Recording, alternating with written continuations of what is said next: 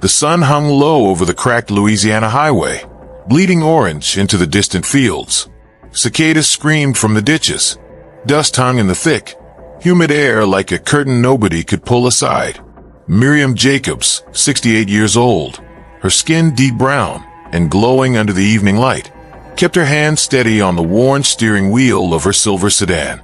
Her hair was a crown of thick gray coils, pulled back loosely. She wore a simple cream blouse, pearl earrings, and the look of a woman who had seen too much to be easily rattled. But tonight, something was wrong. In her rearview mirror, flashing red and blue lights swallowed the road behind her. A sheriff's cruiser had been tailing her for 5 miles, no siren, no honk, just a steady, predatory presence. Now the sirens wailed to life. Miriam eased her car off onto the shoulder, heart thrumming not with fear, not yet, but with an ancient kind of sadness. A tiredness carved from too many headlines, too many funerals, too many whispered warnings, handed down like family heirlooms. She rolled the window halfway down, placed her aged but steady hands atop the wheel, and waited. A heavy-set white officer swaggered up to the window. His boots crunched on gravel. His mirrored sunglasses reflected Miriam's calm gaze back at her. "License and registration," he barked without greeting. Miriam's voice was quiet, controlled. "Officer, may I ask the reason for the stop?" The man smiled, a grin full of something sharp. "You were weaving a bit. Could be drunk. Or something else." Weaving? On an empty road at dusk? Miriam knew better than to argue. She handed over her documents, without a word. Her fingers brushed against the worn leather of her license holder. A birthday gift from her late husband, a civil rights lawyer who had spent his life fighting battles, just like this one. The officer snatched the papers, glanced over them quickly, then motioned. "Step out of the car, ma'am." Miriam blinked once. Slow. Measured. "I don't consent to a search," she said, steady. "Step out. Now." He said it louder this time, one hand drifting ominously toward his belt. Behind him, another cruiser pulled up. 2 more officers stepped out, one young, nervous-looking, the other middle-aged with a face like granite. Miriam unbuckled her seatbelt and opened the door. She knew better than to hesitate. As she stood, barely 5'3", the officer grabbed her by the wrist and spun her roughly toward the hood of her car. A gasp escaped her lips. Not fear. Shock. The cruelty of it, the immediacy, the lack of necessity. Still hurt even after all these years. Her cheek pressed against the warm metal. She could smell the burnt rubber of the road, feel the sharp grit under her hands. "You're under suspicion of transporting illegal substances," the officer sneered, snapping cold metal cuffs around her slender wrists. The young officer hovered uncertainly nearby, his mouth tightening. Miriam caught his eye for a brief second, a flicker of doubt, of shame. Then it was gone. The second older officer stepped forward. He wore his authority like armor. Without asking permission, he popped the trunk and began rifling through Miriam's belongings. A spare tire, a Bible, a bag of groceries meant for her church's food pantry. "Nothing here," he grunted. The first officer's face darkened. He reached into his pocket, pulling out a small plastic bag filled with white powder. Miriam's heart hammered once, then went cold. They were planting evidence. "This looks familiar," he said loudly, holding it up for his companions to see. The younger officer looked away, pretending to be interested in something far across the highway. Cars zipped past, none stopping. In the distance, a crow cawed, a harsh, ugly sound slicing the heavy air. Miriam closed her eyes, took a breath. She wasn't new to this country, to these games. But tonight was different. Hidden deep in her left jacket pocket, sewn into the lining by her grandson, was a small, active recording device. Activated the moment the cuffs clicked. Transmitting live. Everything. Their words. Their actions. Their lies. She wasn't alone this time. The lead officer spun her around roughly, forcing her to look at the baggie. His face leaned close, his breath sour with the smell of cigarettes and power. "You're in a whole mess of trouble now, lady," he spat. Miriam opened her eyes. "Calm. Steady. I hope you know what you're doing," she said softly. No anger. No pleading. Just a promise wrapped in steel. The officer laughed like he had already won. He didn't know that the seeds of his downfall had already taken root, and they were growing. Fast. The fluorescent lights buzzed overhead, sickly and relentless. The air inside the station was stale, heavy with the scent of old sweat, burnt coffee, and something colder, fear. Miriam Jacobs sat at the metal table, her hands still cuffed, a small trickle of blood crusting along her wrist, where the steel had bitten into her skin. The walls around her were bare concrete, gray and cracked, as if even the building itself had given up trying to pretend. Across from her, the officer, nameplate reading Danvers, paced slowly, his boots making dull thuds against the floor. His partner, the stone-faced Sergeant Mills, leaned against the wall, arms crossed, watching like a man inspecting an insect pinned to a board. No lawyer, no phone call, no rights read. Miriam knew the dance. She also knew the law, better than they expected. Danvers finally stopped pacing, slammed both palms down on the table, making the metal shriek against the floor. "You want to tell me why you got dope in your car, Grandma?" he sneered. Miriam tilted her head slightly, her gray coils brushing her shoulders. Her face was unreadable, not defiance, not submission, just a slow, measured kind of fury. "I want to know," she said calmly, "why you're violating your own procedures." Mills pushed off the wall, stepping closer. His voice was low, conspiratorial. "Look, lady, you cooperate. Maybe we forget what we found. Maybe you get to go home tonight."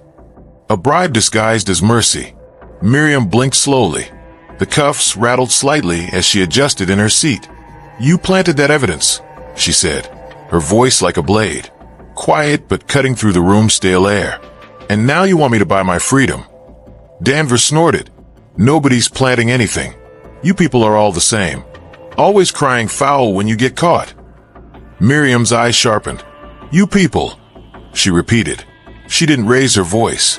She didn't need to. She let the ugliness of the phrase sit there, rotting in the air between them. For a moment, neither officer spoke. Outside the small windowless room, the world went on. Officers chuckling by vending machines, phones ringing unanswered, paperwork stacking higher than justice. Inside, time moved differently. Tighter, more dangerous. Danvers leaned closer, his breath hot and sour. "You got no proof," he said. "It's your word against ours." Miriam smiled, a small, chilling smile that did not reach her eyes. "I have proof," she said. Danvers' smile faltered. Mills narrowed his eyes. "What proof?" Miriam didn't answer. Instead, she leaned back slightly in her chair, the cuffs clinking softly. Calm, calculated. The small device sewn into her jacket had already uploaded every second to her private cloud, automatically sending backups to her daughter, her lawyer, and a civil rights watchdog group. A safeguard born of experience, because Miriam Jacobs had lived through too many nights like this to come unarmed. "You think you're safe behind those badges," she said, voice steady. "You think this station is your fortress, but it's just glass, officers, and you've already started the cracks." Danvers' face twisted, but before he could snap back, the door creaked open. A younger man entered, clipboard in hand. His uniform crisp, his expression careful. "Detective Sanders," he said briskly, barely glancing at Miriam. "Need her signed statement." Danvers hesitated, then barked. "We're not done." "You are now," Sanders said, not unkindly. "Chief's orders." Danvers' jaw tightened. Mills muttered something under his breath, too low to catch, but they both stepped back. For the first time, a tiny crack appeared in their swagger. Miriam rose slowly when Sanders uncuffed her. She winced slightly, not from weakness, but from the indignity of it all. As she stood, she caught the reflection of herself in the polished metal table. Wrinkled skin, sharp, unbroken eyes. Not a victim, not a statistic, a fighter. Sanders led her down the narrow hallway. The floor was scuffed and stained with decades of silent sins. As they walked, Miriam noticed the way the younger officer glanced at her. Not with disdain, not with pity, with guilt. He knew. "You're not like them," Miriam said quietly as they rounded a corner. Sanders swallowed hard. "Ma'am, I didn't see anything." Miriam stopped walking, turned fully to face him. "And that," she said, "is exactly the problem." She didn't say it cruelly, just the truth, dropped like a stone into still water. Sanders lowered his gaze. For a moment, the hallway buzzed only with the sound of old fluorescent lights and heavy, broken silence. When they reached the processing desk, Miriam's personal belongings sat piled haphazardly. Purse, keys, driver's license, the small leather wallet her husband had given her decades ago. She reclaimed them carefully, methodically, as if picking up pieces of herself they had tried to strip away. Sanders handed her a printed slip. "You're free to go." Charges dropped. No apology, no explanation, just a quiet acknowledgement that somewhere, something had shifted, and not in their favor. As she stepped outside into the cool night air, Miriam inhaled deeply. The station loomed behind her, a fortress already beginning to crumble. The sky was endless above her, bruised purple, with stars flickering faintly. And as she walked to her car, steps slow but unyielding, Miriam Jacobs knew one thing. This fight wasn't over. It had just begun. The city didn't notice the first tremor. At 7:12 a.m., a single video appeared online, shaky, low-angle footage showing the moment Miriam Jacobs was pulled from her car, her hands wrenched behind her back, her face tight with pain but her spine rigid, refusing to bend. The video came from a gas station security camera 2 blocks away, unnoticed by the officers who thought they were alone. At 7:31 a.m., a second clip surfaced. Clearer, closer. Someone had recorded the inside of the police station through a cracked door. Miriam, seated alone, cuffed, blood drying along her wrist, while Officer Danvers and Sergeant Mills circled her like vultures around wounded prey. The uploads were anonymous. No captions, no music, just cold, raw reality. At first, only a few dozen views, then hundreds, then thousands. By noon, it was on every major platform. Black woman falsely detained after traffic stop. No lawyer, no rights read. Community calls for investigation. By evening, it was undeniable. A storm had begun. Miriam sat in her living room, the old couch sagging slightly under her weight, a cup of untouched tea cooling on the table. The curtains were pulled back just enough to let in the brittle afternoon light, casting long, tired shadows across the faded carpet. Her daughter, Nicole, paced nearby, phone clutched in one hand, fury etched across her face. "You need to sue them, Mama," Nicole said, voice sharp, almost trembling. "You need to blow this whole damn town up." Miriam didn't answer immediately. Instead, she watched the light move across the room, inching toward her like time itself. "They want me to react," she said finally, her voice low. "They want me to rage, to scream, to make it easy to paint me as angry, unreasonable." Nicole's face crumpled for a moment, frustration and fear fighting behind her eyes. "You're allowed to be angry," she said, voice cracking. Miriam smiled, a small, sad smile that had seen too much. "I know," she said, "but sometimes anger's a trap, baby. They've set this ground on fire, hoping I'll burn myself trying to cross it." Nicole sank onto the couch beside her mother, covering her face with her hands. For a long moment, they just sat there. 2 generations of women who had learned that survival sometimes looked like stillness. The phone rang. Miriam's body stiffened instinctively, the old survival reflex snapping awake. Nicole grabbed it first. "Hello." Pause. Her face changed, confusion, then surprise. She handed it to Miriam.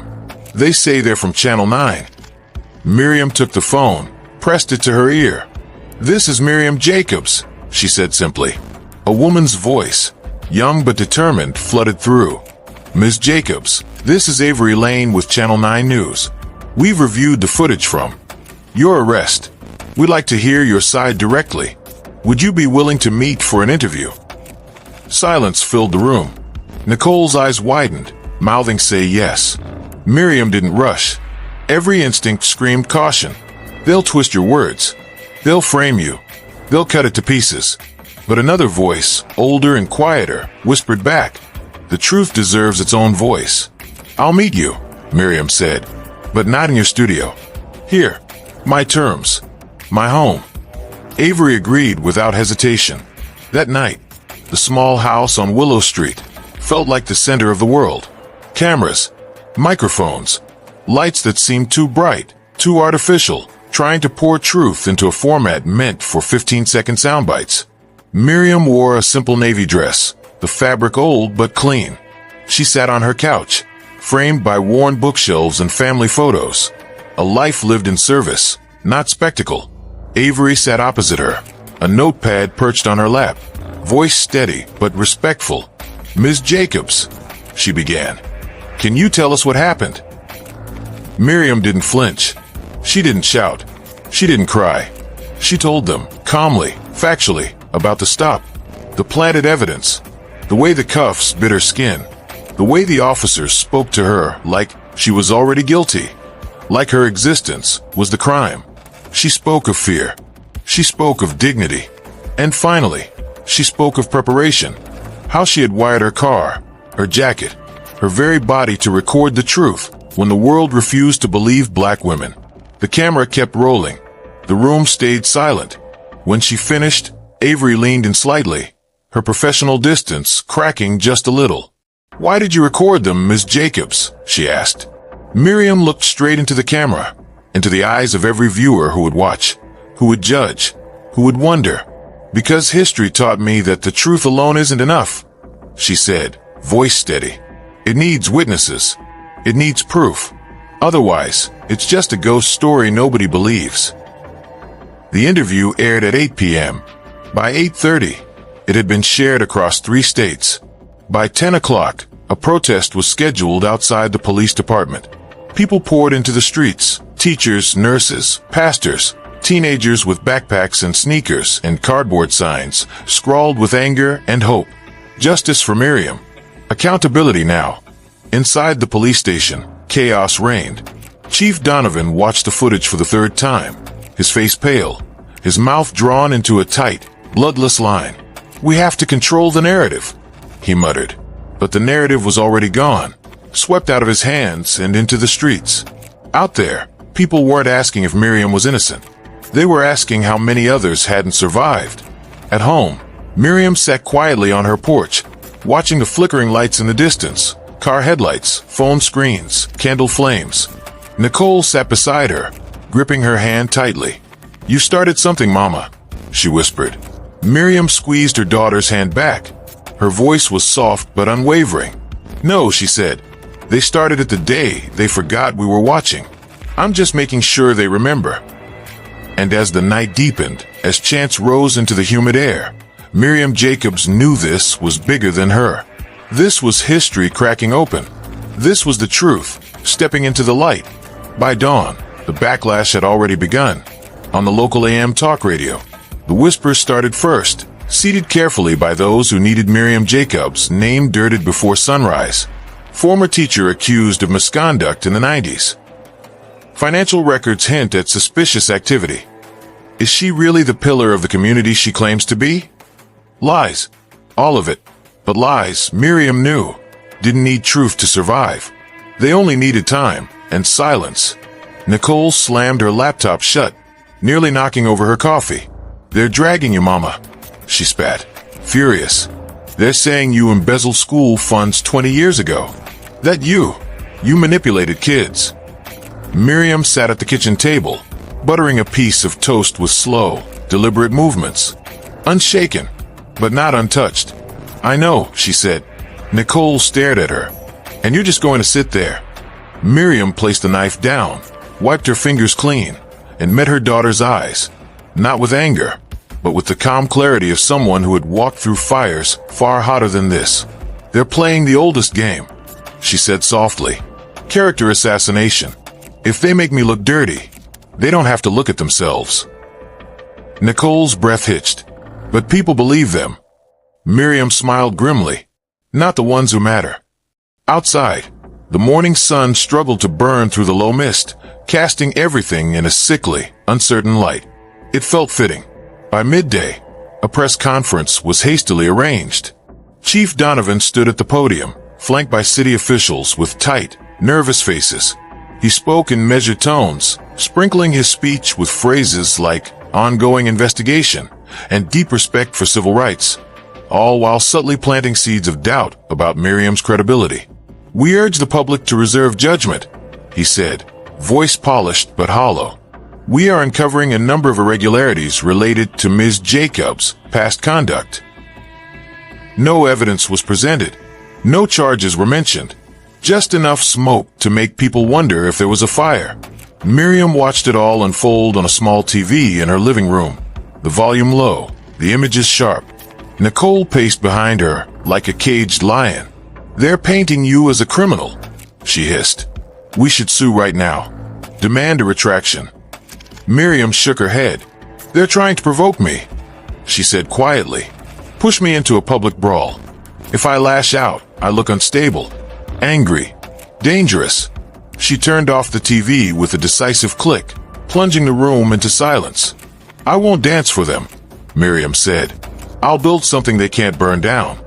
That evening, while the news stations rehashed the controversy, Miriam made a call, one she had hoped she'd never have to make. The line crackled twice before a familiar voice answered, low, gravelly, filled with history. "Still fighting, Miri?" the man asked. "Always," she said. "I need a favor." He listened. No interruptions. No questions. When she finished, there was only a grunt of approval. "You'll have it," he promised. "By tomorrow." Miriam hung up the phone with a steady hand, her face unreadable. Nicole watched from the doorway, arms crossed tightly. "Who was that?" she asked. "Someone," Miriam said, standing. "Who owes me?" The next morning, the first real crack in the smear campaign appeared. An independent journalist, young, black, fearless, posted a full investigation debunking every claim made against Miriam Jacobs. The school misconduct accusation? Fabricated. The real issue had been a white parent upset that Miriam refused to let their child skip punishment for bullying. The supposed financial irregularities? Miriam had donated her own money anonymously to pay for underprivileged student supplies, using a personal account the school hadn't known existed until later. The journalist's post went viral within hours. Hashtag Justice for Miriam. Hashtag Stand with Miriam. Signs appeared overnight, taped to windows, hung from street lamps. The tide was shifting again. But Miriam knew tides could be deadly too.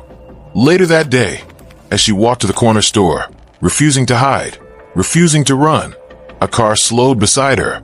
The window rolled down just enough to reveal a pale, heavy-set man with cold eyes and a hard jaw. "You should leave town," he said, his voice low and full of venom. "You're bringing trouble where it's not wanted." Miriam stopped walking. She turned her head slowly, fixing him with a look so steady, so utterly fearless, that even the engine seemed to falter. "I was born here," she said. "I built here. You're the trouble." The man sneered, then gunned the engine and peeled away, tires shrieking against the asphalt. Miriam didn't flinch, didn't blink. She simply kept walking, the grocery bag swinging at her side, her footsteps slow but relentless. That night, Nicole sat on the porch, knees pulled to her chest. "I don't get it, Mama," she said. "How can you stay so calm? How do you not break?" Miriam sank into the creaking porch chair beside her daughter. The stars stretched overhead silent, unblinking witnesses to every injustice, every act of courage. "I learned a long time ago," Miriam said softly, "that breaking is what they want. They don't need to defeat you if they can convince you to defeat yourself." Nicole rested her head against her mother's shoulder, the anger in her heart finally giving way to something deeper, pride. Not the flashy kind, the quiet, stubborn kind that sinks into your bones and holds you upright when the world tries to shove you down. Across town, Chief Donovan sat in his office, staring at the latest poll numbers, the latest public outcry, the latest failure to bury a woman who refused to bow. He poured another drink, his hand trembling slightly. "This isn't over," he muttered to the empty room. And he was right. The storm Miriam Jacobs had unleashed was only gathering strength, fed not by anger, but by truth, dignity, and a refusal to vanish quietly. Tomorrow would bring more battles, more lies, more danger. But for the first time in a long, long while, Miriam felt something rising inside her chest, not fear. Hope. Real living. breathing hope. And that, she knew, was the most dangerous weapon she could carry. By the time Miriam arrived at the courthouse steps, the sky had cracked open with a slow, heavy rain. It wasn't the kind of rain that washed the world clean. It was the kind that made everything heavier, slower, like the sky itself was struggling to bear witness to what was happening. Nicole held an umbrella over her mother's head, but Miriam didn't flinch when the wind whipped the cold drops into her face. She let it happen. She needed to feel the weight of it all, every injustice, every betrayal, settling onto her skin like armor. At the top of the courthouse stairs, two uniformed officers waited. Not the ones from her community. Outsiders, brought in from another district, their faces blank, unreadable. Their badges gleamed, slick with rain. Miriam Jacobs, one of them said, voice clipped, "You are under arrest for obstruction of justice and interfering with the police investigation." The words hung in the air like the toll of a funeral bell. Nicole gasped, stepping forward instinctively. But Miriam lifted a hand to stop her, slow, deliberate. No fear, only dignity. The cameras flashed like lightning as Miriam turned to face the small crowd gathered behind the barricades. Some faces were familiar. Neighbors, students, old friends. Others were strangers. Some curious. Some eager to see her fall. And then, through the mist, she saw them.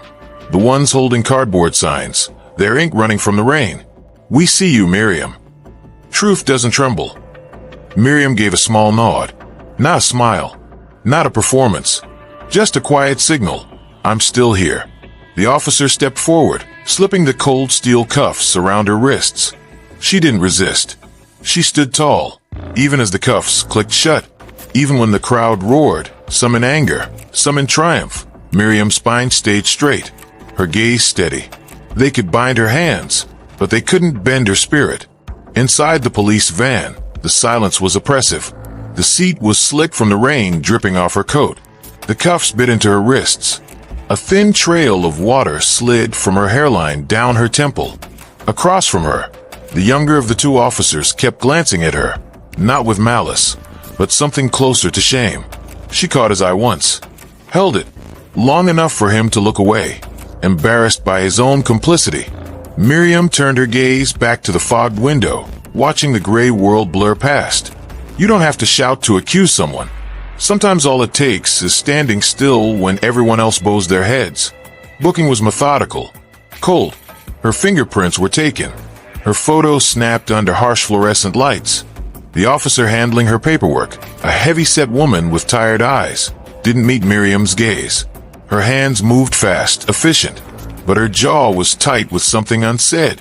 When it was done, they locked Miriam in a holding cell barely wider than a hallway. The walls smelled of bleach and desperation. The single metal bench was bolted to the floor. The lights buzzed overhead like angry insects.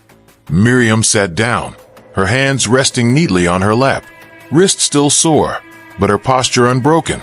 She closed her eyes briefly, tuning out the mechanical hum of the building, the distant echoes of angry voices. And she waited, because patience was a weapon too. Meanwhile, outside the station, the storm had shifted. Not just the weather, the people. What started as a small knot of supporters had grown into something larger, denser. A mass of bodies pressed shoulder to shoulder beneath umbrellas and makeshift tarps. Students, parents, retired teachers, even a few strangers who had only learned her name hours ago but had seen enough to know this smelled wrong. They chanted softly at first, almost like a prayer. "We stand with Miriam. We stand with Miriam." Their voices grew louder, steadier, rising above the rain, above the patrol cars' rumbling engines. Nicole stood at the front, soaked to the bone but unflinching, clutching a crumpled photograph of her mother, teaching a group of inner-city kids how to read their first contracts. It wasn't just a protest. It was a refusal to let the system erase her. Inside, Miriam heard them. She lifted her head slightly, catching the faint rhythm of the chant through the concrete walls. Her lips pressed into a thin, almost imperceptible smile. Not because she thought this would be easy. Not because she believed she'd already won. But because she wasn't alone anymore.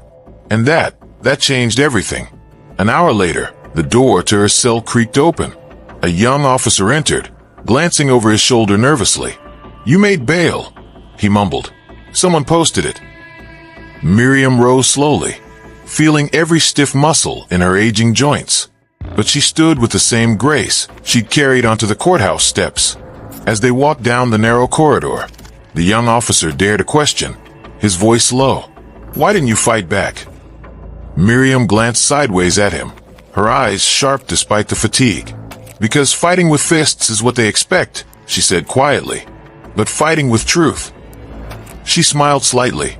"That's a battle they don't know how to win." When she emerged onto the station steps, the crowd erupted, not with cheers, but with a low, powerful roar of solidarity. Signs lifted higher. Voices called her name. Miriam raised her cuffed wrists briefly, not in surrender, but in defiance. A camera flash caught the moment, an image that would ricochet across the internet by morning. An old woman, rain-drenched and unbroken, standing taller than the system trying to break her. Across town, Chief Donovan slammed a folder onto his desk, swearing under his breath. "This was supposed to bury her," he muttered, pacing furiously, "not turn her into a damn symbol." But he didn't understand. He never had. Miriam Jacobs wasn't fighting for herself anymore. She was fighting for every invisible woman cuffed in silence, every story twisted, every voice stifled, and now the world was starting to listen. Tomorrow, the real war would begin, and Miriam would be ready. Miriam Jacobs sat at her worn kitchen table, the same one she had bought secondhand 3 decades ago when every dollar mattered and the future was a fragile dream she dared to believe in. Now, the table was scarred and battered, like her, but still standing. Nicole was pacing again, her boots scuffed against the hardwood floors in frantic, restless arcs. "We need a lawyer," Nicole said for the 3rd time that hour, her voice tight with frustration. "Not just any lawyer, someone with teeth." Miriam didn't respond right away. She watched the rain slide down the kitchen window in crooked lines, warping the streetlights outside into strange, trembling shapes. "They won't stop," Nicole added. "Not after this. They're scared of you now. They'll come harder." Miriam nodded slowly. "I know." An hour later, Miriam pulled out a faded leather-bound address book. Nicole blinked at it. "You're using that?" Miriam smiled faintly. "Not everything worth saving is online." She flipped past names long crossed out, friends who had passed, mentors who had lost their battles with time, until she landed on a name she hadn't said aloud in years. Carter Bishop, civil rights lawyer, uncompromising, blacklisted from every polite courtroom in the South after a case he took on during the early 2000s when he dared to call a judge out for bias on record. Some said Carter was a relic. Others whispered he was dangerous. Miriam knew the truth. He was exactly the kind of storm you called when there was no safe way out. The meeting was arranged at a local diner just outside city limits, the kind of place with chipped mugs, bad coffee, and the kind of silence that made eavesdropping impossible. Miriam arrived first. She chose a booth in the far corner, her back to the wall, instinct born not from paranoia, but from experience. When Carter Bishop walked in, it was like the room dipped slightly under the weight of him. Tall, heavy-set, with graying dreadlocks pulled into a low knot, and a worn briefcase slung over his shoulder. His clothes were neat but simple, no expensive watches, no polished shoes. Just a man who had traded the currency of appearances for the brutal economy of truth. He slid into the booth across from her without a word. Their eyes locked. No greetings, no small talk. Just a mutual understanding that both of them were here because survival demanded it. "You knew they'd come for you eventually," Carter said, voice low and rough like gravel. It wasn't a question. Miriam nodded. "I just thought I had more time." Carter grunted. "Time's a luxury for people who don't make noise." The waitress approached. Neither of them ordered. She sensed it, the gravity at that table, and quietly left 2 glasses of water, slipping away like smoke. Carter leaned in. "Tell me everything," he said. Miriam did. No embellishments, no dramatics, just the facts, laid out with the precision of a woman who knew that in battles like this, every stray word could be a weapon turned against her. When she finished, Carter sat back, arms folded across his chest, expression unreadable. "You know what this is, right?" he said finally. "A warning," Miriam replied. He shook his head. "No, it's a message to everyone else. If we can do this to her, imagine what we can do to you." Miriam absorbed the words without flinching. She had known it, deep down, from the moment the handcuffs bit into her wrists. This wasn't about her. It never had been. It was about control. About sending a signal. Carter tapped a thick finger against the table. "They messed up though," he said. "Arrogance always leaves cracks." Miriam leaned in. "Where?" He smiled for the first time, a sharp, wolfish thing. "The warrant," he said. "They don't have a real one. And if we can prove they fabricated evidence, even just hint at it, we crack this wide open." Over the next few days, Miriam's house became the quiet epicenter of a resistance she hadn't even asked for, but welcome all the same. Students she had taught years ago brought boxes of paperwork and fresh groceries. Retired teachers offered to scan files, search archives.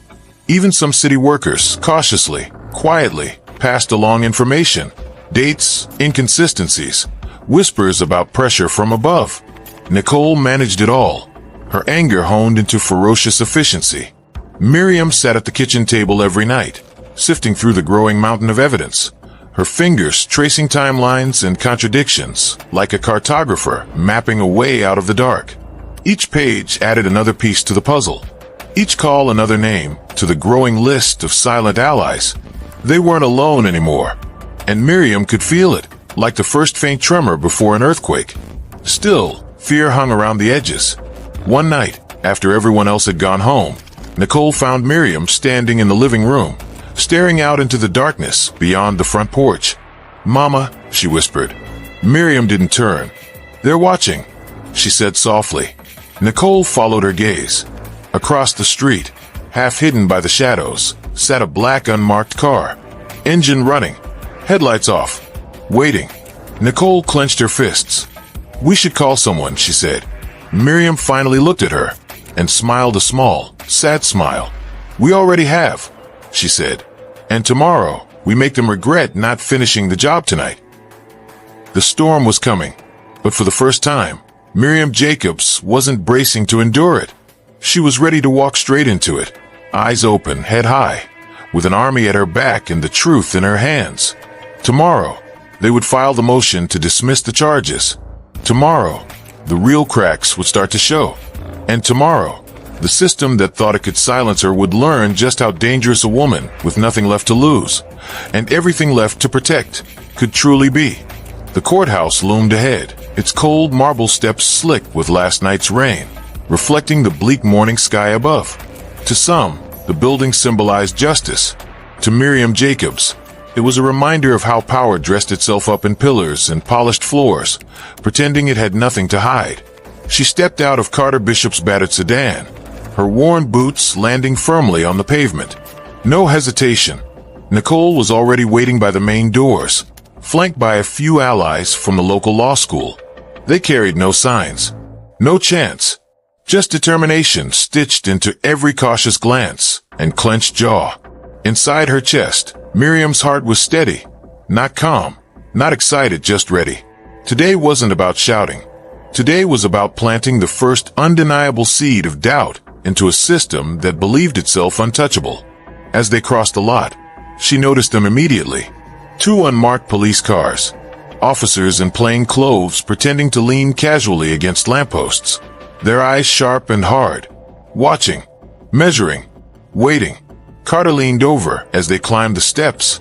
"They're scared," he murmured without looking at her. Miriam didn't reply. She didn't need to.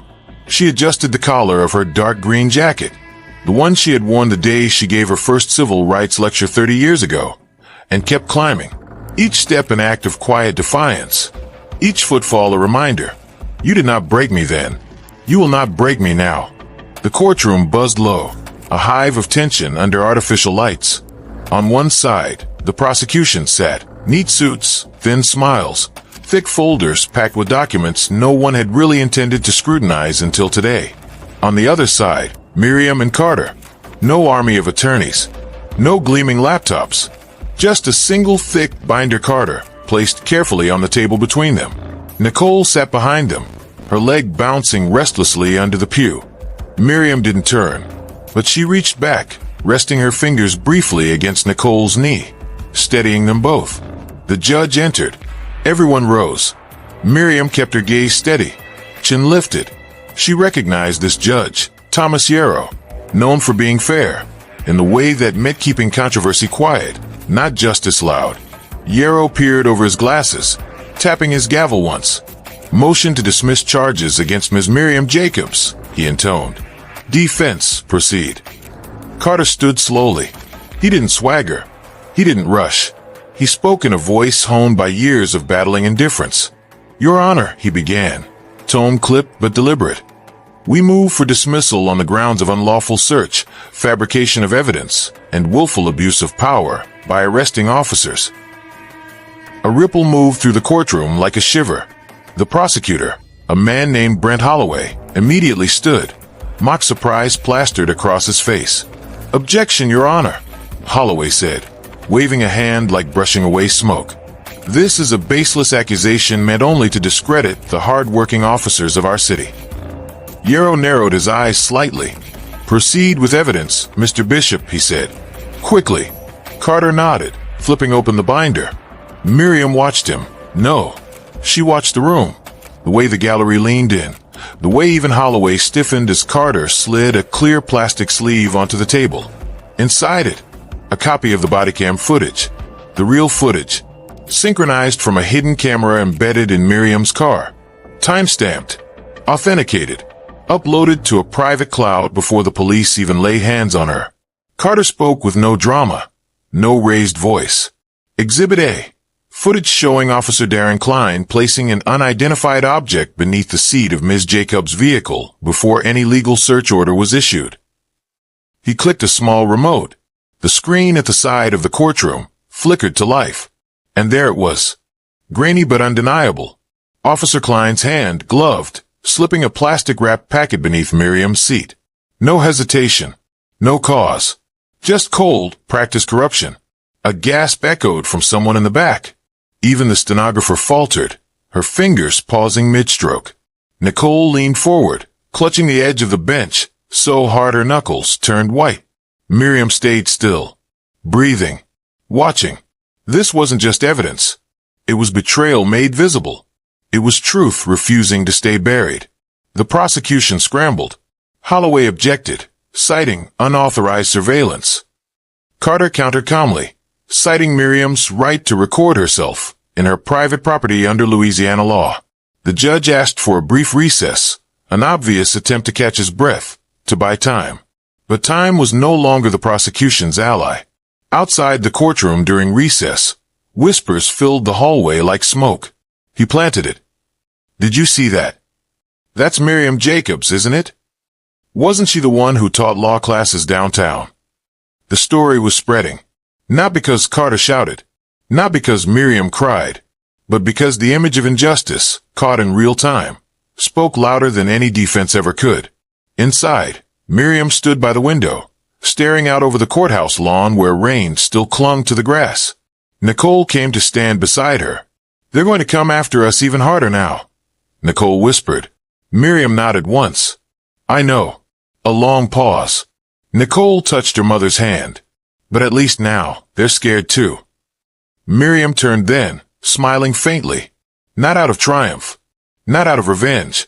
But because for the first time in a long time, the ground beneath the system had shifted. Just a little, beneath the weight of truth. And it would not stop. Not now. Not ever. The gavel would fall again soon. The courtroom would fill again. But Miriam Jacobs would walk back into that chamber with her head high, her heart fierce, and the undeniable force of evidence at her back. The first crack had formed. And cracks. They always spread. The courthouse doors creaked open again, letting in a blast of heavy, humid air. The buzz in the gallery was different now. Not hushed curiosity, but charged, electric, suspicious. Everyone had seen the footage. Everyone had seen the lie exposed. But the system doesn't crumble overnight. It fights back first. Ugly. Quiet. Ruthless. Judge Yarrow returned to his seat, his face unreadable, but his fingers tapping nervously against the wood of the bench. Carter rose as instructed, voice even. We respectfully renew our motion for immediate dismissal of all charges against Ms. Jacobs based on incontrovertible evidence of misconduct. He placed the binder down again, deliberate, unhurried, letting the word incontrovertible hang heavy in the stale air. Across the aisle, Holloway adjusted his tie roughly, his mouth twitching with barely concealed rage. He stood. His words were sharp, desperate. Your Honor, while the footage appears damning, we must investigate its authenticity. It could be manipulated, taken out of context, improperly time-stamped. Lies, stacked like sandbags against a rising tide. Miriam didn't flinch. She sat still, hands folded in her lap, posture unbent. Every lie they threw was expected. She wasn't here because she thought the system would easily admit defeat. She was here to make sure it couldn't hide anymore. Judge Yarrow adjusted his glasses. He looked at Miriam once, a glance heavy with something almost resembling regret, then banged his gavel. Motion to dismiss is under advisement. Court is adjourned for the day. Further hearings to be scheduled pending evidence review. The gavel struck wood. The sound echoed like a gunshot. Not freedom. Not yet. A stalling tactic. Classic. They needed time. To regroup. To figure out how to smear her.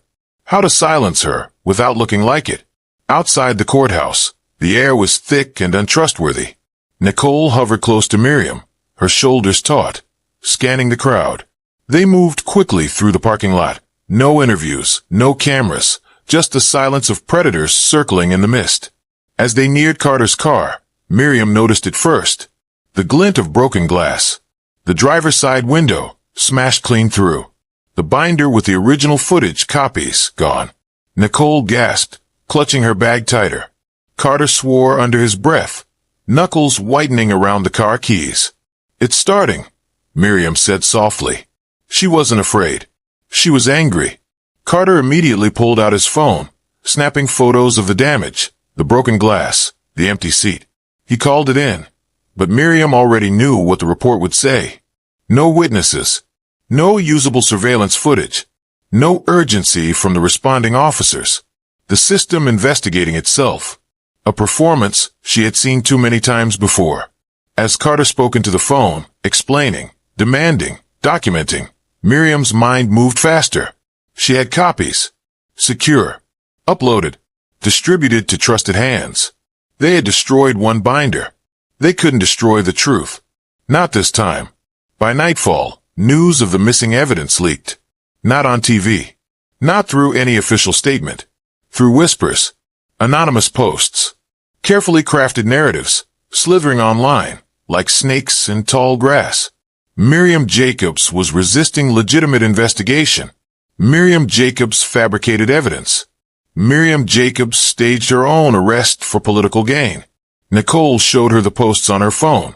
Jaw clenched so tight Miriam could hear the grind of her teeth. This is disgusting, Nicole said, voice shaking. They're trying to make you the villain. Miriam took the phone, scrolled slowly. Each post felt like a knife nicking old scars. But none of it was new. They're not trying to convince everyone, she said quietly. They're trying to confuse just enough people so no one acts. That night, Miriam sat on her back porch alone. The crickets sang in the warm darkness. The moon hung low and swollen behind the trees. She sipped cold coffee and stared into the stillness. In her lap, a slim leather journal, worn, edges frayed, rested open. Inside it, page after page of names, cases, notes.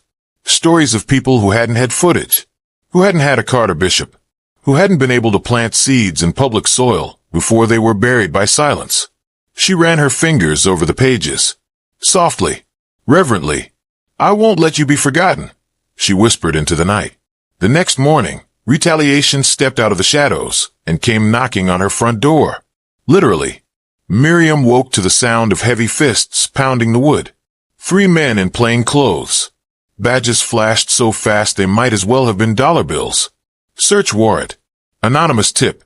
Alleged tampering with evidence. Nicole shouted from the kitchen, rushing toward the door.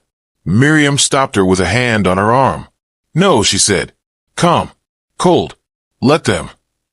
She opened the door herself, stepping aside without a word. Let them search. Let them paw through her home. Let them put on a show for whatever hidden cameras they thought were recording their official business. Because Miriam had already set her own camera, motion activated, inside the living room. Because she knew every shadow trick they would play before they even raised their hands. Because survival wasn't about avoiding battles. It was about choosing which battles mattered enough to lose pieces of yourself for. And this mattered.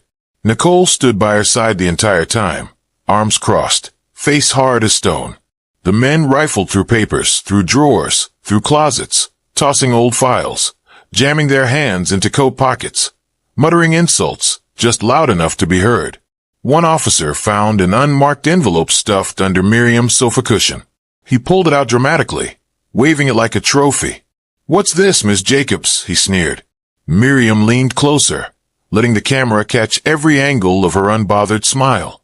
"Looks like a setup," she said dryly. "But you're welcome to fabricate it better next time." They left after an hour, carrying nothing they could use. And Miriam? She sat back down at her kitchen table, picked up her cup of coffee, and sipped. Cool. Collected. Alive. Nicole dropped into the chair across from her, eyes wide with admiration and terror. "They're going to keep coming," she said. Miriam smiled faintly. "Good," she said, voice low but unbreakable. "Let them keep coming." "Every time they do," she whispered, her hand curling around the leather journal. "They show the world exactly who they really are." And this time, the world was watching. The morning after the raid, Miriam stepped into Carter's office, her shoulders straight, her breath even. She didn't need to say a word. The look on his face told her everything. His desk was a wreck, papers scattered, drawers left open, a shattered picture frame face down. They had come for him too. And like her, he was still standing. Barely. Nicole paced the corner of the room, a ball of restless energy ready to explode. Carter motioned for her to sit, but Nicole shook her head, fists clenching and unclenching at her sides. "They're making it impossible to breathe," she said sharply. "Breaking in, planting stuff, leaking stories, now trying to tie us all together into some criminal network." Carter leaned forward, voice low but steady. "We knew they wouldn't take this lying down. We have to stay 2 steps ahead." He turned to Miriam, his eyes grim but alive. "You have any backups left?" Miriam nodded once. 2 sets. Hidden off-site. And trusted. Miriam hesitated. Just for a fraction of a second. Enough. Carter caught it. "Who has them?" Miriam folded her hands carefully on her lap. The world outside the window seemed unnaturally bright. Sun blaring down on asphalt, so hard it seemed to burn. "One copy," she said slowly, "is with Pastor Elijah." Nicole stiffened. Carter cursed under his breath. The name hung between them like a loaded gun on a table. Pastor Elijah Hayes, beloved community leader, organizer, old family friend, a man whose sermons had once thundered against injustice so loudly they echoed through county lines. But lately he had gotten quiet. Too quiet. More endorsements, less protest. More photo ops, fewer marches. Nicole broke first. "You trust him." Her voice was brittle and credulous. "He's part of the advisory board now. He shakes hands with these people, Miriam. Smiles for their cameras. You think when they come knocking, he won't fold." Miriam's gaze didn't waver. "I don't think," she said softly. "I know." Because she'd seen the glint in Elijah's eyes when she'd handed him the flash drive. The guilt. The old fire banked, but not extinguished. Because sometimes survival doesn't mean never bending. It means knowing how far you can bend without breaking. But as they spoke, as the heat thickened outside, something gnawed at Miriam's spine. A deep, old instinct. A warning. By mid-afternoon, the warning took shape.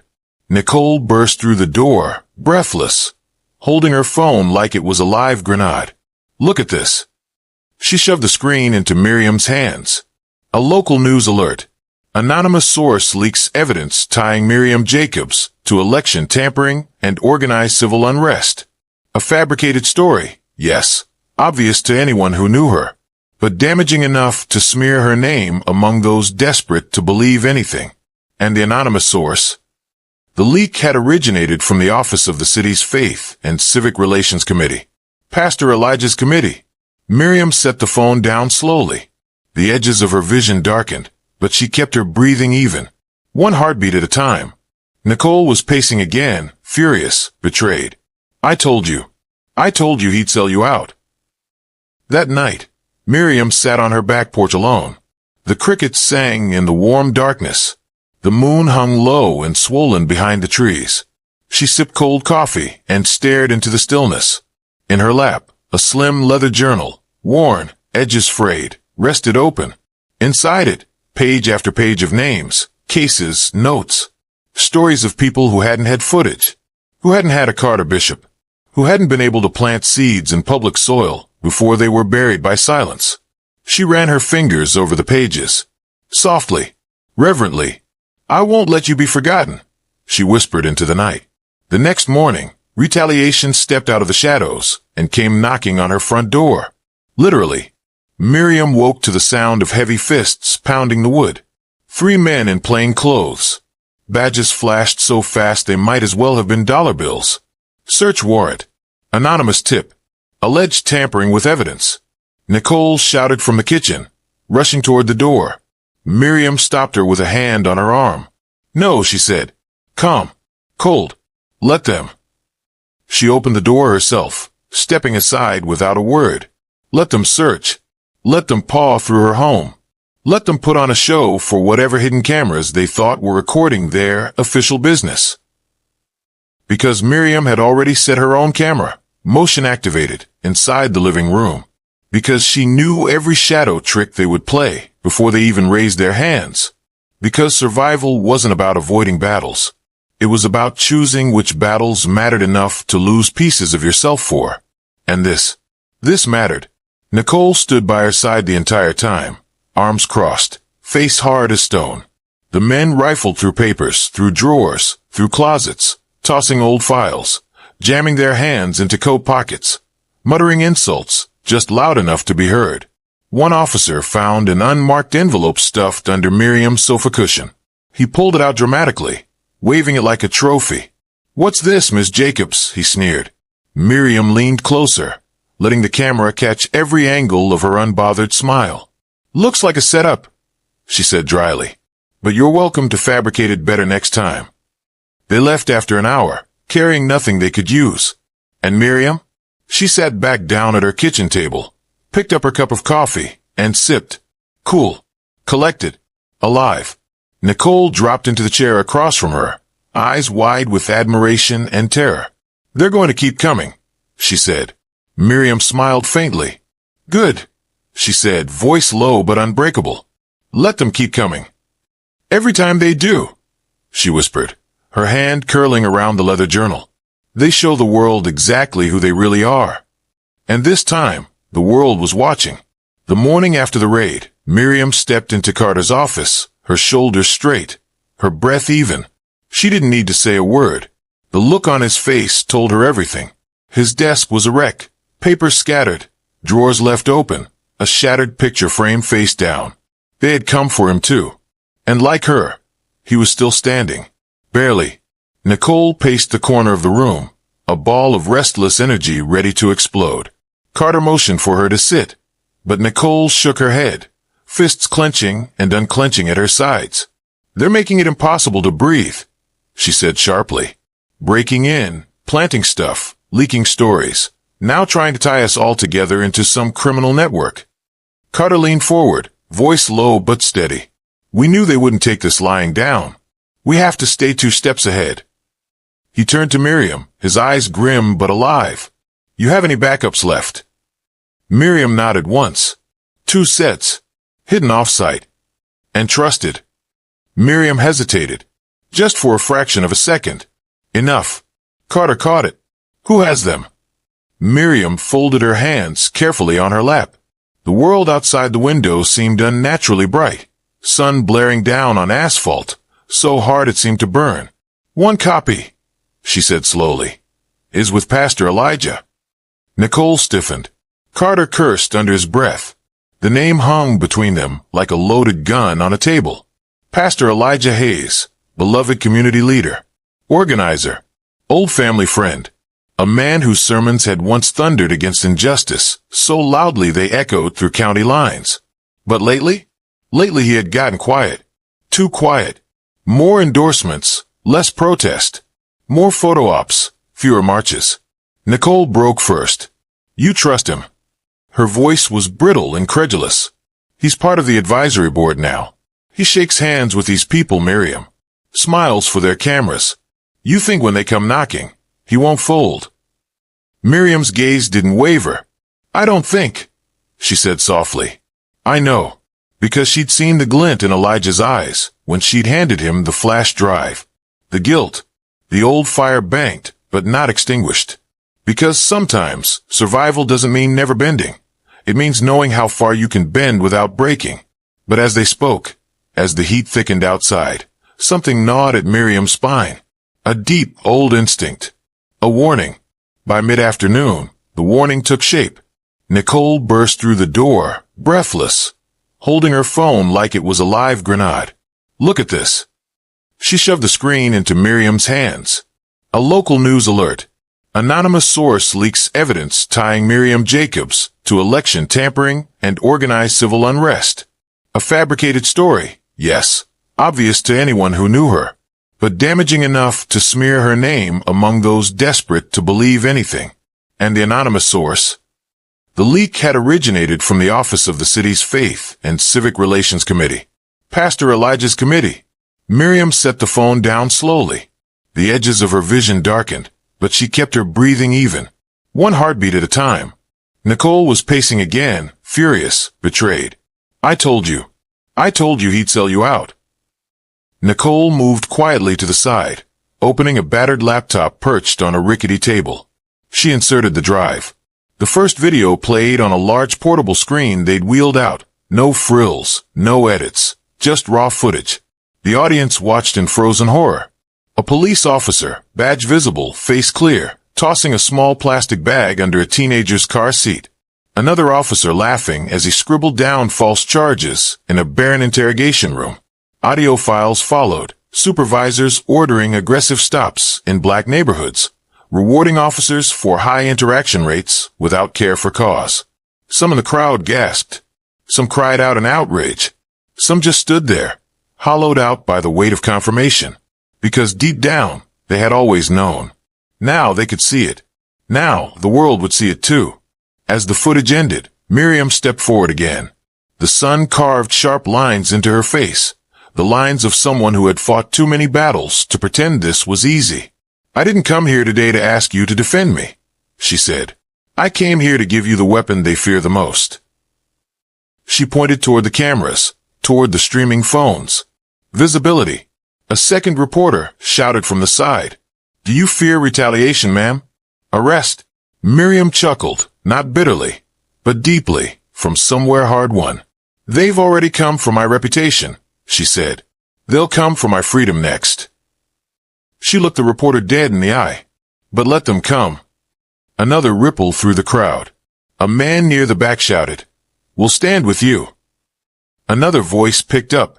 A third. And suddenly, the air was alive. Not with fear, but with defiance. Later that day, the videos went viral. Not just locally, nationally, internationally. Hashtags exploded across social media. Hashtag Stand With Miriam. Hashtag Truth Over Silence. Hashtag We Are Watching. Editorials ran within hours. Politicians, the same ones who once avoided her, scrambled to issue cautious statements. And Miriam? She stayed at the community center. She didn't hide. She didn't run. She stayed visible. Stayed loud. Stayed dangerous. Because that's what terrified them the most. A black woman who refused to vanish when told. As the sun sank behind the battered rooftops, Carter found her sitting alone on the back steps, watching the orange sky bleed into night. You did it, he said quietly. Miriam shook her head. No, she murmured, almost to herself. We're just getting started. She looked up, her silhouette sharp against the bruised sky. Now they have to choose. Fight us out in the open, or keep hiding and hope we don't grow too loud. She smiled faintly. And we will. The last light slipped away, but Miriam didn't move. Because she knew the fight wasn't finished. It had only just found its voice. And this time, the world was listening. The retaliation didn't come with sirens. It came in the dark, when the world felt most fragile. At 3:17 a.m., Miriam was jolted awake by the shrill crack of shattering glass. She sat up instantly, heart hammering against her ribs. Nicole burst into the room moments later, barefoot, a baseball bat clutched tightly in both hands. "They're here," she whispered. Not a question, a certainty. The house around them felt wrong, a sudden, suffocating stillness after violence. Miriam moved fast, her old instincts roaring back. She pulled Nicole behind her, moving low, listening, breath, footfalls, air shifting through broken space. No gunshots yet, just the violence of presence. She made it to the kitchen window and peeked through the curtain. A black SUV idled across the street, windows tinted dark, engine humming low like a waiting beast. No official plates, no uniforms. Exactly the kind of danger you couldn't call the police about, because this was the police. Or something worse. Nicole tugged at her arm. "Mama, we have to go." Miriam nodded, moving with ruthless calm. They grabbed the pre-packed bags, stashed by the back door. They had prepared for this. Not because they were paranoid. Because history had taught them to. Freedom, once declared, demands a price. And that price is constant readiness. They slipped out the back, feet silent on damp grass, hearts thudding like war drums. Miriam's neighbor, Mr. Jenkins, an old mechanic who pretended to hate gossip, but watched everything, was already waiting by the fence. He jerked his thumb toward his battered pickup truck without saying a word. Nicole hesitated. Miriam didn't. She shoved the girl ahead of her and climbed into the flatbed, ducking low under an old tarp. The truck rumbled to life, its engine coughing smoke into the night. They peeled away, unseen, unchased for now. But Miriam knew better than to believe they were safe. This was only the opening move. By sunrise, Miriam sat inside a cramped safe house Carter had arranged months ago. A converted storage unit hidden behind a mechanic's lot. Cramped, hot, claustrophobic, but safe. Nicole paced the narrow space, muttering under her breath. Carter stood at the door, arms crossed, eyes scanning the street through a tiny slit in the boarded window. Miriam sat still, hands folded neatly on her lap, breathing deep. Still thinking, still planning, still fighting. The attack wasn't random. They had smashed every window, spray-painted a single word across her living room wall. Silence. A threat as old as power itself. And yet, it was almost clumsy, almost desperate. They weren't trying to hide anymore. They were sending a message. And messages could be intercepted, rewritten, rebroadcast. Miriam smiled thinly. Let them think fear would drive her underground. They had no idea what they had just awakened. Carter turned from the window. "They're not waiting for the courts anymore," he said grimly. "They're playing dirtier." Nicole kicked at the metal frame of a cot. "Good. Let's get dirty too." Miriam shook her head, voice even. "No." Nicole spun on her, frustration burning in her eyes. "Then what? Sit here and hope they don't burn the center down next?" Miriam looked at her daughter, really looked, and felt pride swell through the fear. Nicole had fire, but fire needed focus. Otherwise, it just burned everything, including the innocent. "We stay visible," Miriam said. Carter frowned. "You stay visible? You mean a statement?" Miriam shook her head slowly. "Not a statement. A campaign." Nicole blinked. Miriam leaned forward, her voice low, tight, sharp enough to cut steel. "We release everything. All the evidence they hadn't shown yet, the files, the audio, the redacted reports that had never made it into courtrooms, the community centers they were harassing, the youth programs they were quietly dismantling, not trickled out through the news, not buried in reports no one read. All of it, on every screen, in every hand." Nicole's mouth parted in shock. "That's..." Carter finished for her. "That's war." Miriam nodded once. "Then let's stop pretending we're not already fighting one."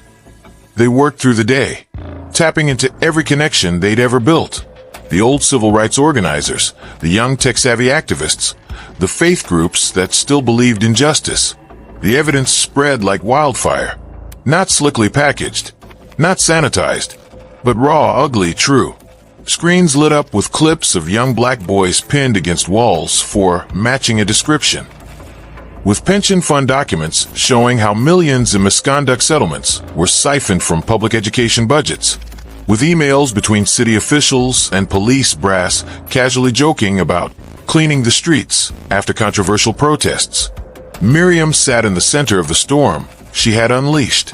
And for the first time in months, she allowed herself a small, real smile. Because now they had to run. They had to scramble, to explain, to deflect. And every lie they told would be another spark, another fire, another opening. But she wasn't naive. She knew the retaliation would come harder now, smarter, more vicious. The next move wouldn't just be physical, it would be political. They would try to discredit her, paint her as a radical, an agitator, a criminal, maybe even worse. But Miriam was ready. She didn't just have files and facts. She had something they could never erase. A community that had finally started to believe their eyes more than official statements. That night, as she stared at the ceiling of the safe house, listening to Nicole's soft breathing and Carter's low murmured strategy calls, she let herself ask the quiet, dangerous question that had lived at the back of her mind since the first window shattered. What if they come for me again? What if next time they don't stop at breaking glass? But even as the fear twisted in her gut, another thought rose, fierce and certain. Let them. Because this time, she wasn't standing alone. By dawn, they struck back. Not with bullets, not with fists, but with headlines. Miriam first saw it while scrolling through Carter's old burner phone, the cheap plastic screen, casting a ghostly blue light in the dim, safe house. Former community leader tied to extremist networks. Exclusive investigation. A grainy, distorted photo of her teaching a youth workshop filled the screen. Frozen mid-gesture, mouth open as if shouting. The caption below her name simply read, radicalized.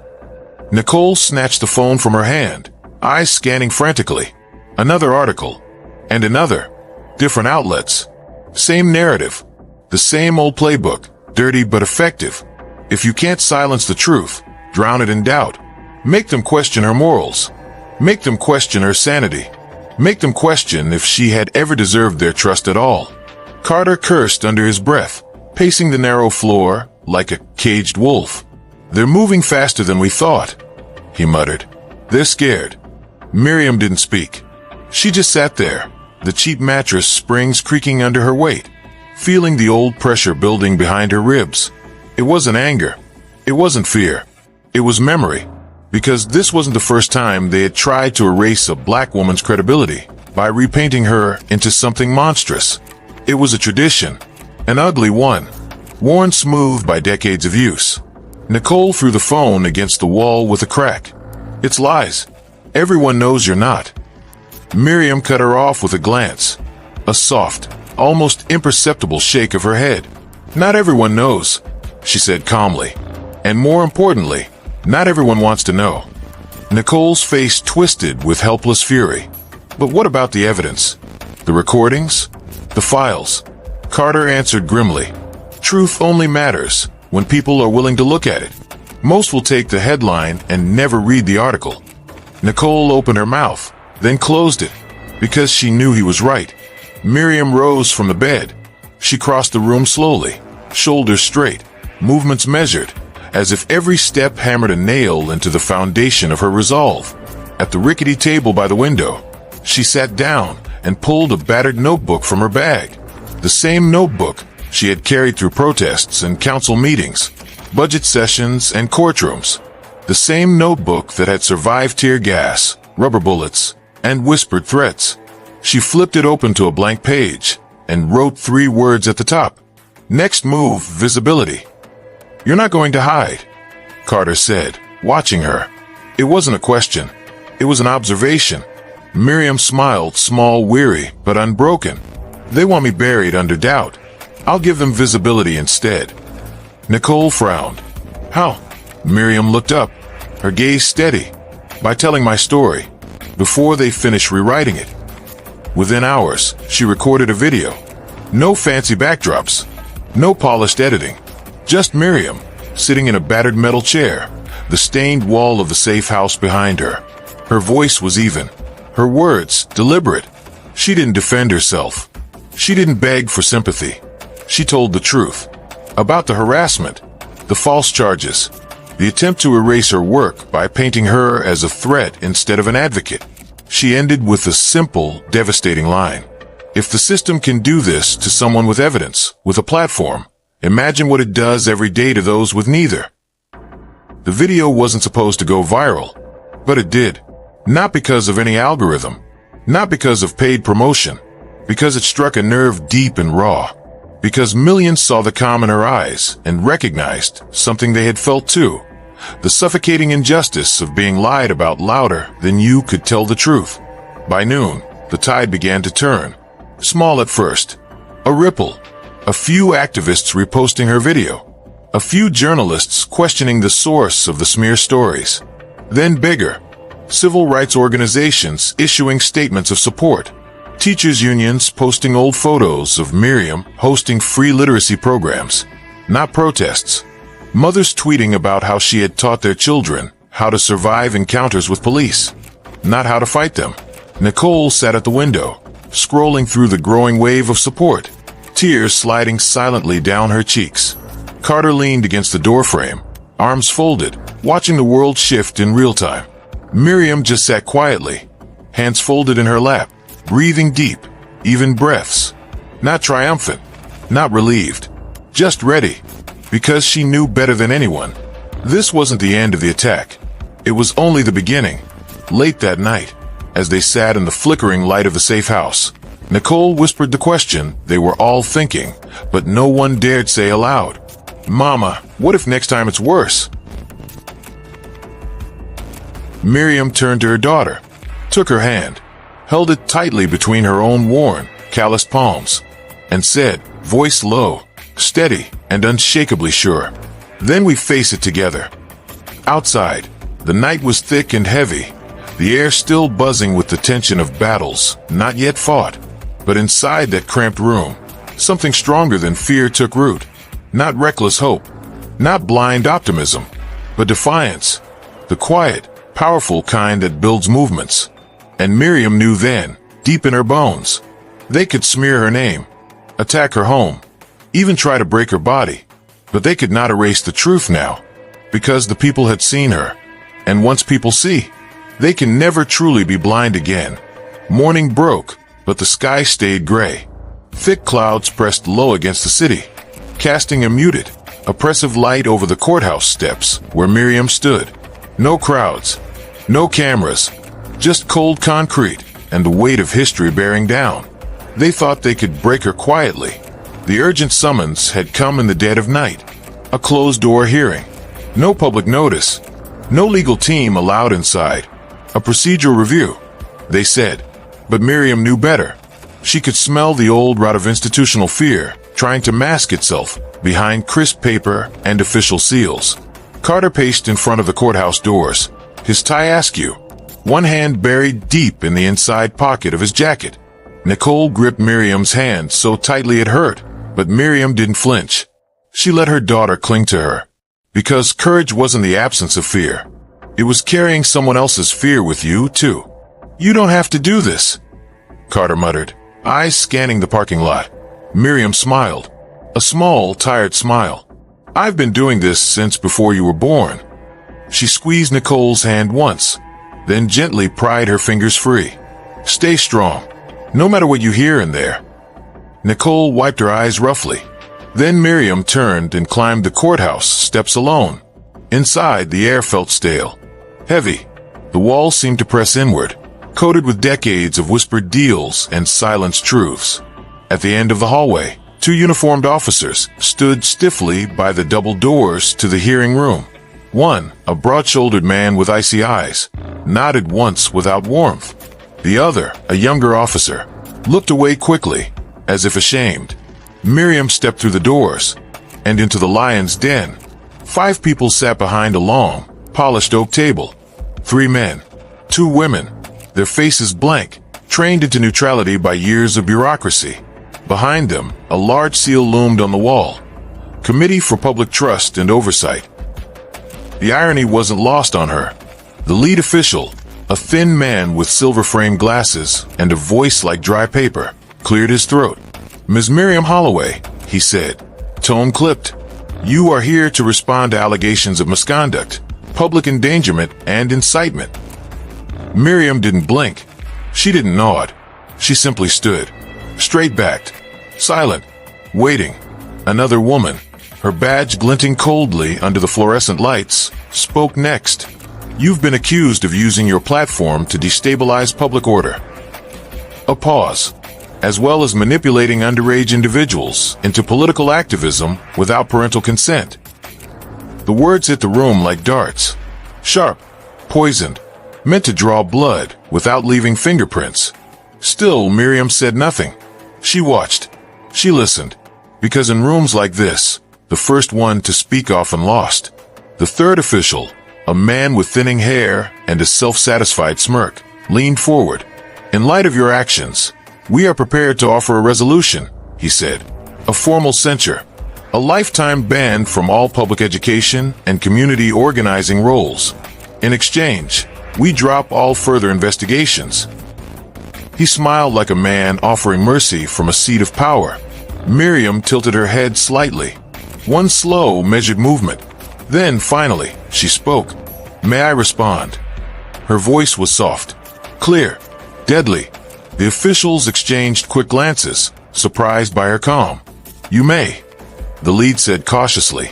Miriam reached into her bag, pulled out a slim manila folder, walked slowly, deliberately, to the table, and placed it down in front of them. "Before this meeting was called," she said, voice sharpening, "I ensured that every communication tied to this summons was legally documented." She flipped open the folder. Inside, transcripts, emails, internal memos, signed affidavits, proof that this so-called hearing had been orchestrated not by due process, but by political operatives desperate to silence her before the state hearings next month. "You call this a hearing for public trust," Miriam said, taking a step closer. "But what you're doing is manufacturing guilt without evidence." Another step. "You accuse me of destabilization, but all I've done is expose truths your offices were too scared to confront." Another step. "You think fear will make me retreat." Now she stood directly in front of the lead official, close enough that he instinctively leaned back. "But you forget," Miriam said, her voice dropping to a low, devastating whisper. "I know the law better than you do." Silence crashed into the room like a thunderclap. For a few frozen heartbeats, no one moved. Then the young officer by the door shifted awkwardly. A ripple of discomfort passed through the committee. The lead official cleared his throat again, weaker this time. This evidence will have to be reviewed," he muttered. Miriam smiled thinly. "Of course," she said, turning toward the door. "And while you review it, know that I've already submitted copies to the Office of the Inspector General and the local press." The official stiffened as if struck. Panic flickered across the smirking man's face, gone too fast for anyone but Miriam to notice. Without another word, she walked out. Carter and Nicole rushed toward her the moment the door slammed shut. "What happened?" Nicole cried. Miriam smiled grimly, the late morning light gleaming off her silver hair. "They tried to erase me," she said, "but today I erased their lies first." Outside, the clouds were breaking apart. Thin shafts of sunlight pierced the gray, spilling over the courthouse steps. Not much, but enough. Enough for a woman like Miriam Holloway to see her path clearly. Still long, still dangerous, but no longer walked alone. Because truth, once spoken with courage, multiplies. The storm didn't wait for evening. By late afternoon, it had begun, swift, venomous, and calculated. Miriam's name splashed across local news bulletins, whispered into morning talk shows, and twisted through social media like wildfire. Former educator under fire for radicalizing youth. One headline screamed, "Community organizer or community threat?" Questioned another, It didn't matter that the accusations were baseless. In the court of public perception, speed beat truth, and they were moving fast. Miriam watched it unfold from the small kitchen table of her daughter's apartment. Nicole paced behind her, phone clutched white-knuckled in her hand. "This is slander," Nicole spat. "We need to sue every last one of them." Miriam didn't look up from her teacup. "They want me angry," she said, voice steady. "They want me reactive. That's how they win." Nicole stopped pacing. "But we can't just." "We respond," Miriam interrupted, finally raising her eyes. "But we respond on our terms." Outside the window, Baton Rouge glowed under the bruised hues of a coming storm. Clouds heavy with summer rain. The streets buzzing, but tense, like everyone could sense something deeper breaking beneath the surface. Miriam knew this feeling well. She had lived through it during the boycotts, the marches, the silent protests. Truth was never allowed to rise easily. It had to claw through a field of thorns. Carter called an emergency meeting that night at the old community hall. No fancy venue, no press, just a worn wooden floor, folding chairs, and the people who still believed that justice needed defenders, not just dreamers. About 50 people showed up. Young faces, old hands, mothers holding toddlers, students with notebooks, retired workers with calloused palms. Real people, the kind Miriam fought for, the kind the system underestimated. When she stepped onto the makeshift stage, there was no applause, just a hush, heavy and respectful, as if they knew instinctively this was no moment for celebration. This was war. Miriam gripped the edge of the podium lightly. Her fingers traced the worn grooves in the wood, grounding herself. She didn't have notes. She didn't need them. "They think," she began, voice low but cutting through the air like a blade, "that if they flood your screens with enough dirt, enough doubt, you'll forget who I am." She looked around the room, met their eyes one by one. "They hope you'll question what you've seen with your own eyes, felt in your own bones. They hope you'll believe their headlines before you trust your memories." A murmur rippled through the crowd. Not outrage, agreement, recognition. "They are scared," Miriam said, voice sharpening.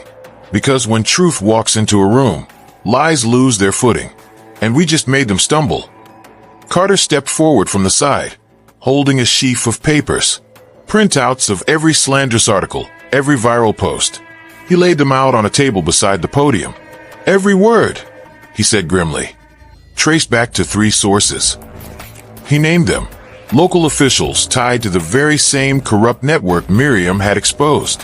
Suddenly, the smear campaign didn't look spontaneous. It looked like exactly what it was. A desperate act of self-preservation by a system gasping for control. Nicole stood up from the 3rd row. Her voice, tight with anger, cut across the room. "What do we do?" Miriam smiled then, a small, tired, but defiant smile. "We don't play defense," she said. "We tell the story they're trying to erase." She pointed to the tables set up along the sides of the hall. Stacks of flyers, QR codes linking to the full documentation of the traffic stop. Testimonies from the teenagers she mentored. Video clips from community workshops. Receipts. Truth, not shaped into attack ads or Twitter storms. Truth, stubborn and simple. "They want the public to doubt me," Miriam continued, "so we make it impossible to doubt the evidence." She paused, letting her words settle. "I didn't survive half a century of fighting to be unraveled by cowards hiding behind television screens." Another ripple through the crowd, stronger now. Nicole stepped forward, grabbing a handful of flyers. One by one, others followed. Young men tucked flyers under their jackets. Older women slid them into their purses. A teenage girl, barely old enough to drive, grabbed a full stack, her jaw set. They didn't need grand speeches. They needed marching orders. And Miriam had given them just that. Outside, the rain had begun to fall. Soft at first, then heavier, soaking the sidewalks, blurring the streetlights into shimmering halos. But the people from the hall poured into the night, like a flood, distributing truth, house to house, block to block. They didn't wait for permission. They didn't ask for cameras. They simply moved. Inside the emptying hall, Miriam sat alone for a moment, staring out into the wet, shining streets. Carter sat down beside her, his voice low. "You think it'll be enough?" Miriam exhaled, long and steady. "I think it doesn't have to be enough," she said. "It just has to be louder than their lies." Outside, someone taped a flyer to a lamppost. In the dim light, the bolded words gleamed through the rain. "She fought for us. Now it's our turn to fight for her." The smear campaign had unleashed its venom, but they forgot one thing. You cannot drown a woman who had already learned how to breathe underwater. And Miriam Holloway? She was just getting started. The next morning broke gray and heavy, the sky low enough to almost touch. It wasn't just weather. It was the weight of something coming. Something unseen, but sharp. Miriam felt it the second she walked into the small coffee shop on Claymore Street. The usual warmth, the easy smiles gone. In their place, silence. Eyes that darted away too fast. Conversations that stopped mid-sentence the moment she entered. She moved slowly toward the counter, her cane tapping against the cracked tile floor. The girl behind the register, the one who always slipped her extra sugar packets with a wink, couldn't even meet her eyes. Miriam ordered her tea without comment. The cup came back too hot, too hurriedly slammed on the counter. Small thing, but it sang louder than any words could. She wrapped her hand around the cup carefully, as if holding something fragile, and without a word, she turned and walked out into the cold morning air. The betrayal hadn't come from the politicians. She expected that. It hadn't come from the police. She had seen that strike coming miles away. No, the first real crack came from the very community she had fought to defend. The people too scared of what standing with her might cost. Carter met her outside, hands stuffed deep into his jacket pockets, face grim. "They're scared," he said quietly. "They're being told anyone still standing with you might lose funding, business licenses, even jobs." Miriam nodded once, the motion slow but unsurprised. "They warned the churches too," Carter added, voice growing harder. "Said if they let you keep holding your meetings, they'd lose their tax-exempt status." He shook his head, disgust burning in his eyes.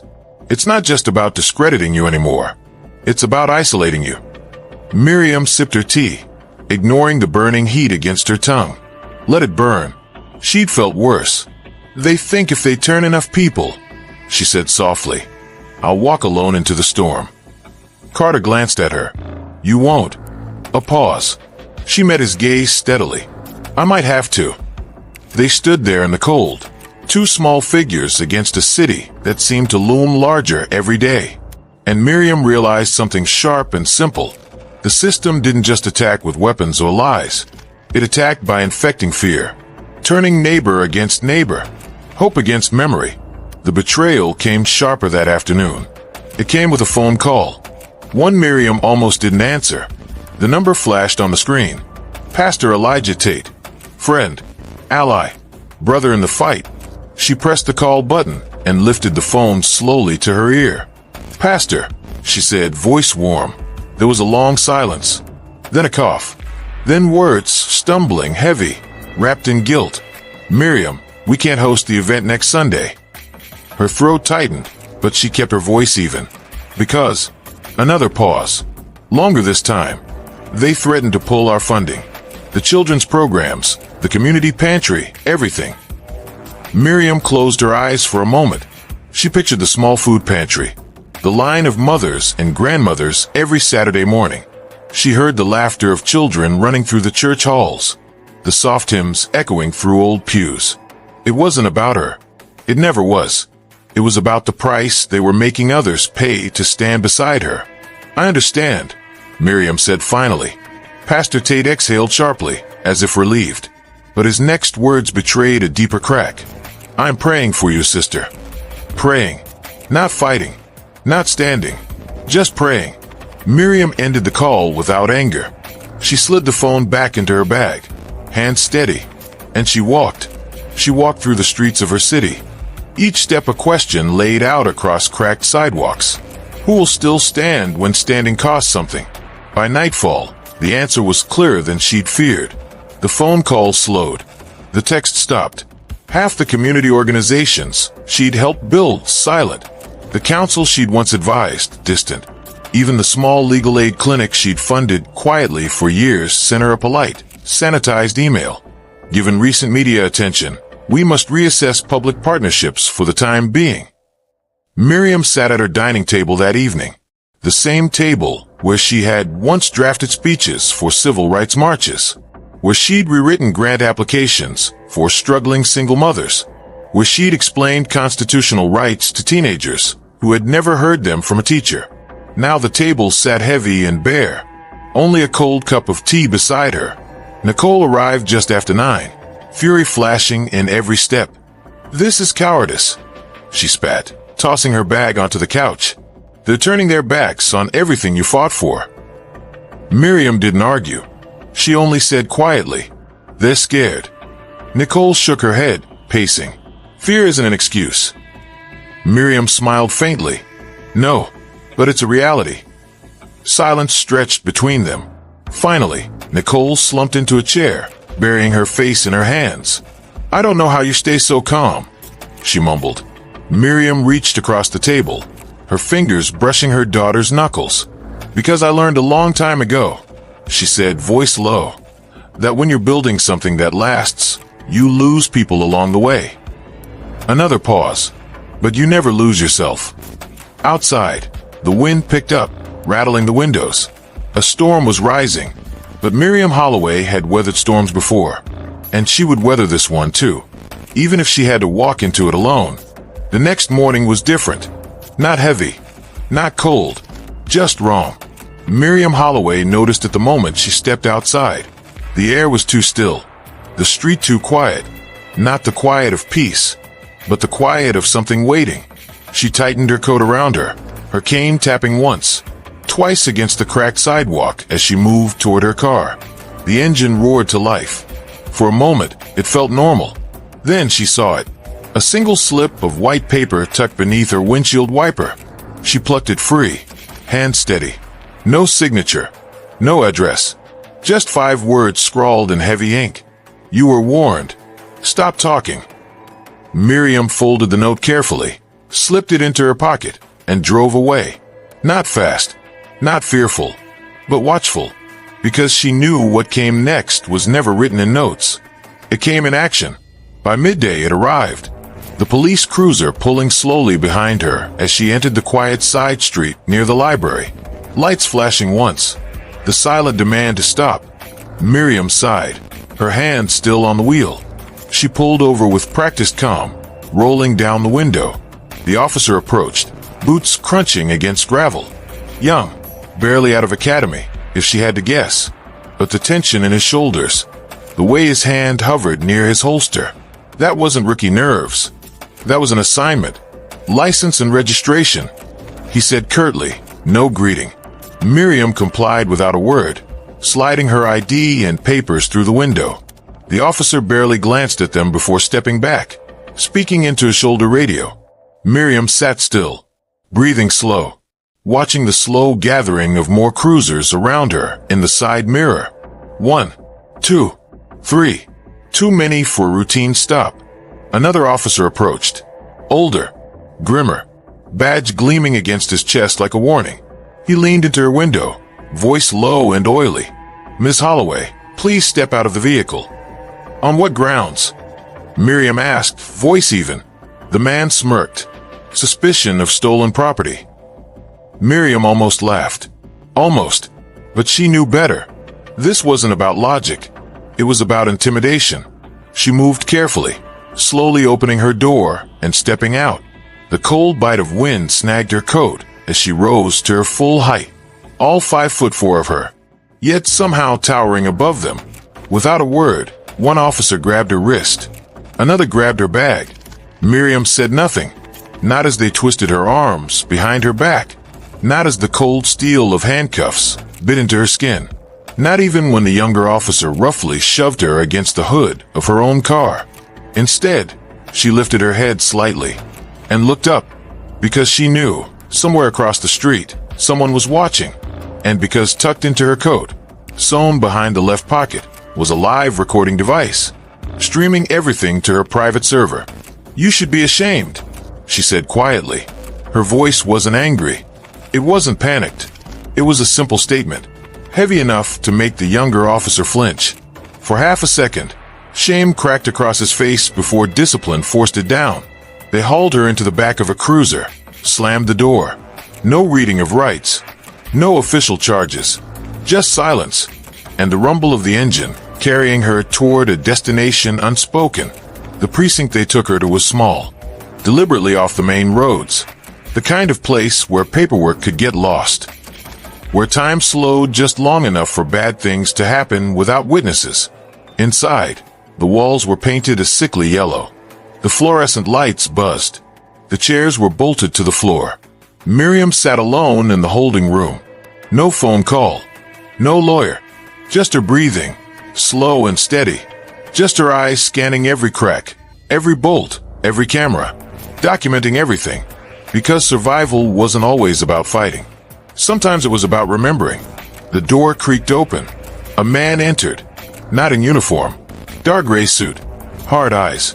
He sat across from her, folding his hands neatly on the table. No name tag. No badge. But Miriam recognized the type instantly. Internal affairs? No. This was bigger.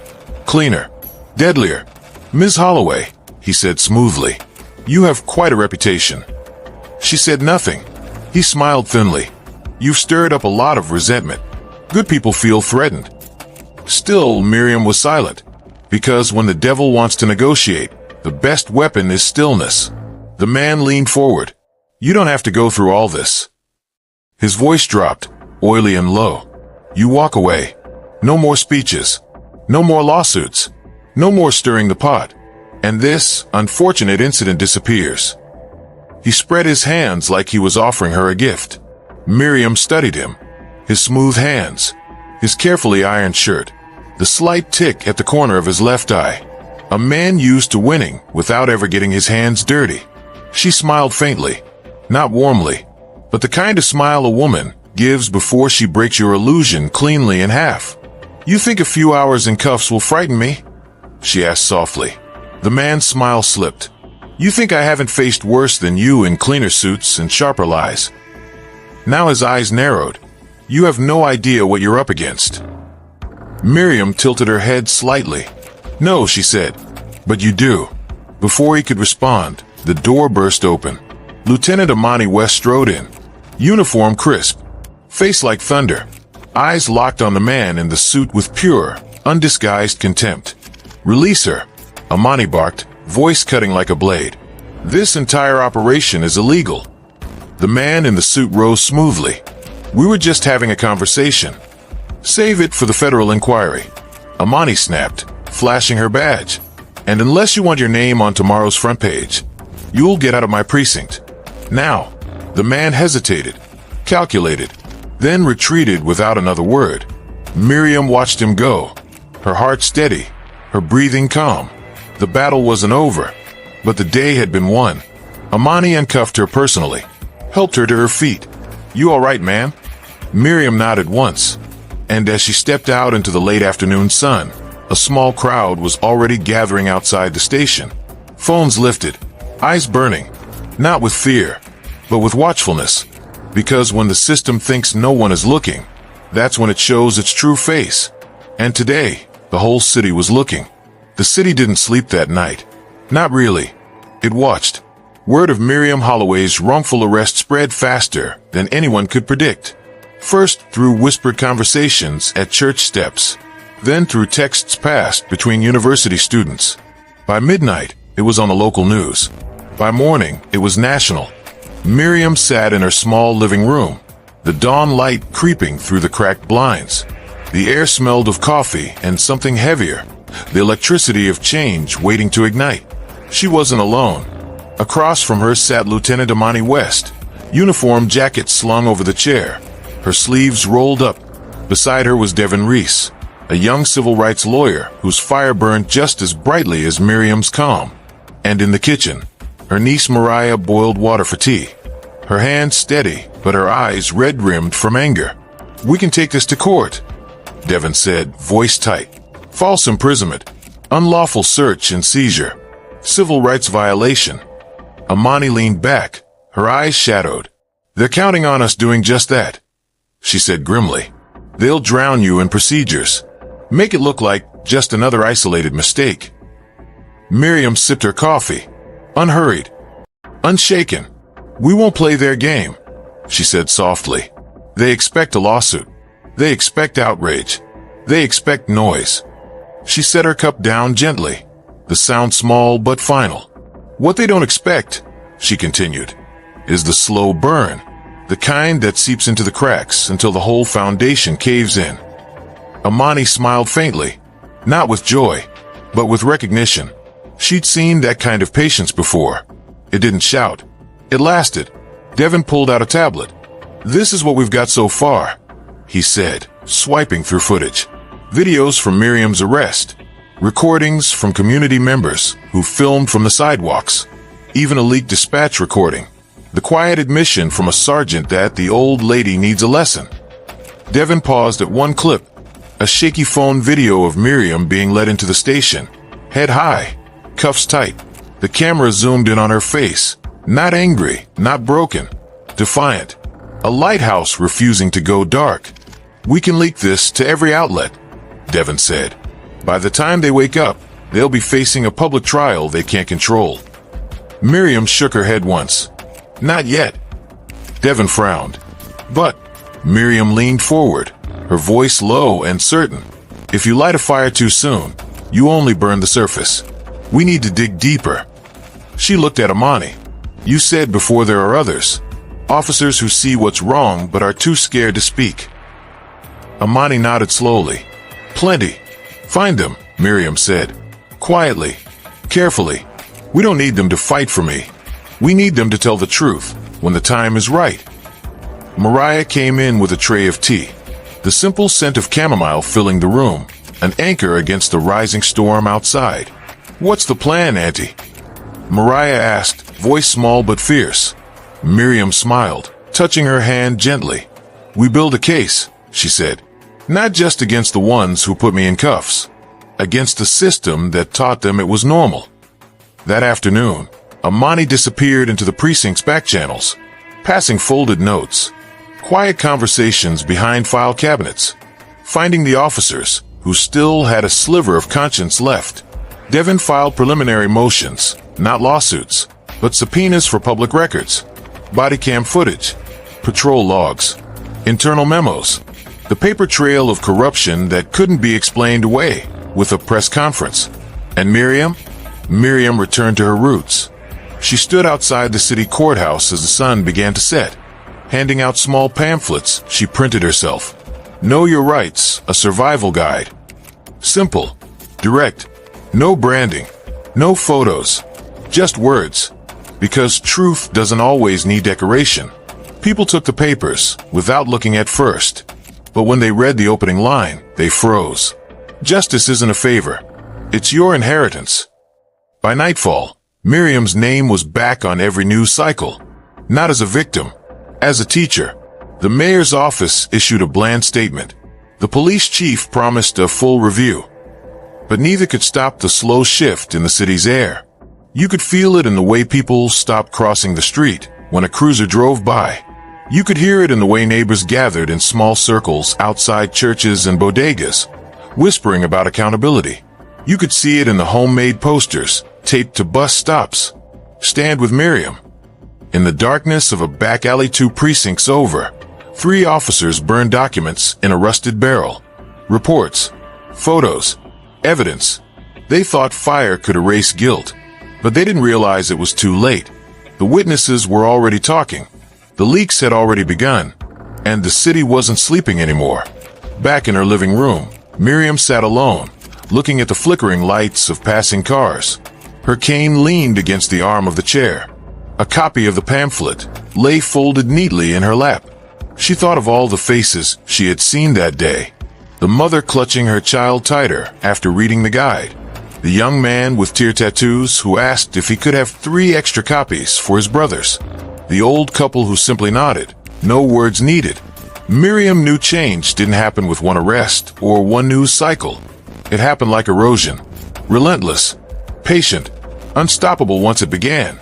She closed her eyes for a moment, breathing deeply. Somewhere in the distance, a siren wailed, thin and fading. Not a threat. Not anymore. Just a sound.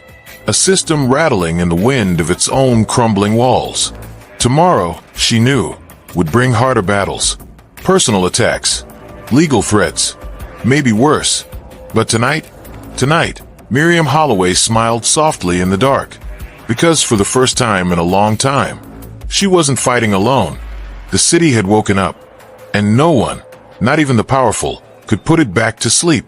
By the time the sun climbed over the courthouse steps the next morning, Miriam Holloway was already seated at the battered oak table inside her lawyer's office. Devin Reese slid a thick manila folder toward her, his face grim but focused. "You need to see this." Miriam opened it without hesitation. Inside were copies of internal police emails, patrol logs with suspicious edits, handwritten notes from officers, too afraid to testify publicly, yet each page felt heavier than the last. A system laid bare, one rotten thread after another. Across town, in a sterile government office buzzing with stale coffee and flickering fluorescent lights, the police commissioner slammed a fist onto his desk. "This can't get out," he barked at his chief of staff, a wiry man with nervous eyes and a twitching jaw. The chief of staff shifted awkwardly. "It's already out, sir." He turned his laptop toward the commissioner. On the screen, a live news broadcast. Widespread corruption in local police department. Whistleblowers stepped forward. The reporter's voice was sharp, unrelenting. Public trust wasn't bleeding. It was hemorrhaging. At the heart of the storm, Miriam Holloway remained a steady flame. She didn't gloat. She didn't rage. She read every line of evidence carefully, methodically, committing names to memory. Each corrupt officer, each enabler, each silent conspirator who thought silence would keep them safe. Devin leaned in. "There's enough here to launch a federal investigation," he said. "But Miriam, if we move forward, they will come for you harder than ever." Miriam smiled softly, almost sadly. "They already have." She traced one wrinkled finger along the edge of the folder. "This is no longer about protecting me. It's about protecting the ones who can't sit at this table." Across town, in dingy break rooms and behind half-closed blinds, the walls were starting to talk. Young officers, the ones who once kept their heads down, were whispering to each other in coded glances. Veteran officers, those too tangled in corruption to backpedal, grew paranoid. Phones buzzed late into the night with warnings. "Keep your head low. Destroy anything that can tie you to Holloway. She's pulling the whole damn house down." The precinct where Miriam had been illegally detained felt like a crumbling fortress now. Officers avoided eye contact. Commanders shouted orders, just to hear their own authority echoed back. Inside, a small corkboard in the back hall bore a hastily pinned-up flyer. "Mandatory meeting. Crisis Communications 101. It was too late. You can't put out a fire by teaching people how to smile during the smoke." Meanwhile, Miriam gathered her allies. Amani West brought 3 more officers willing to speak off record. Mariah worked her contacts at the local university, pulling in tech students to help organize digital archives of every shred of evidence they uncovered. And Devin filed the first motion with the Department of Justice by 3 p.m. It was clinical, precise, deadly, a scalpel aimed straight at the heart of systemic rot. That night, Miriam stood alone in her garden. The air was cool, crisp with the scent of wet earth. She stared up at the stars. So many, so bright, but outnumbered still by the darkness between them. Still, she thought, light is light. Even one small star could guide the lost. Even one voice could fracture silence. At exactly 10:47 p.m., her phone buzzed. A text from an unknown number. "You think you can destroy us? You're an old woman who doesn't know when to quit." Miriam read the message once, twice, then calmly placed the phone face down on the porch table. Threats didn't frighten her. They confirmed she was winning. Elsewhere, hidden behind the thick glass windows of a polished private club, the real architects of the corruption huddled. Sheriffs, businessmen, a few high-ranking politicians who had counted on the silence of the forgotten. Their faces were flushed with anger. Their drinks barely touched. They barked orders into burners. Hire lawyers. Dig up dirt. If we can't beat her cleanly, we'll smear her name. But Miriam wasn't naive. She knew what was coming. Character assassination. Fake reports. Old mistakes dragged out and twisted into weapons. She knew they would try to make her seem angry, unstable, dangerous. Because nothing terrifies the powerful more than a black woman who won't bow her head. Inside her modest home, Miriam sat back down at her desk, pulled a fresh sheet of paper from the drawer, and began to write. They will say I am bitter. They will say I am divisive. They will say I should have stayed silent. She paused, pressing her pen firmly against the paper, then wrote the last line in bold, steady strokes. They are right to fear me.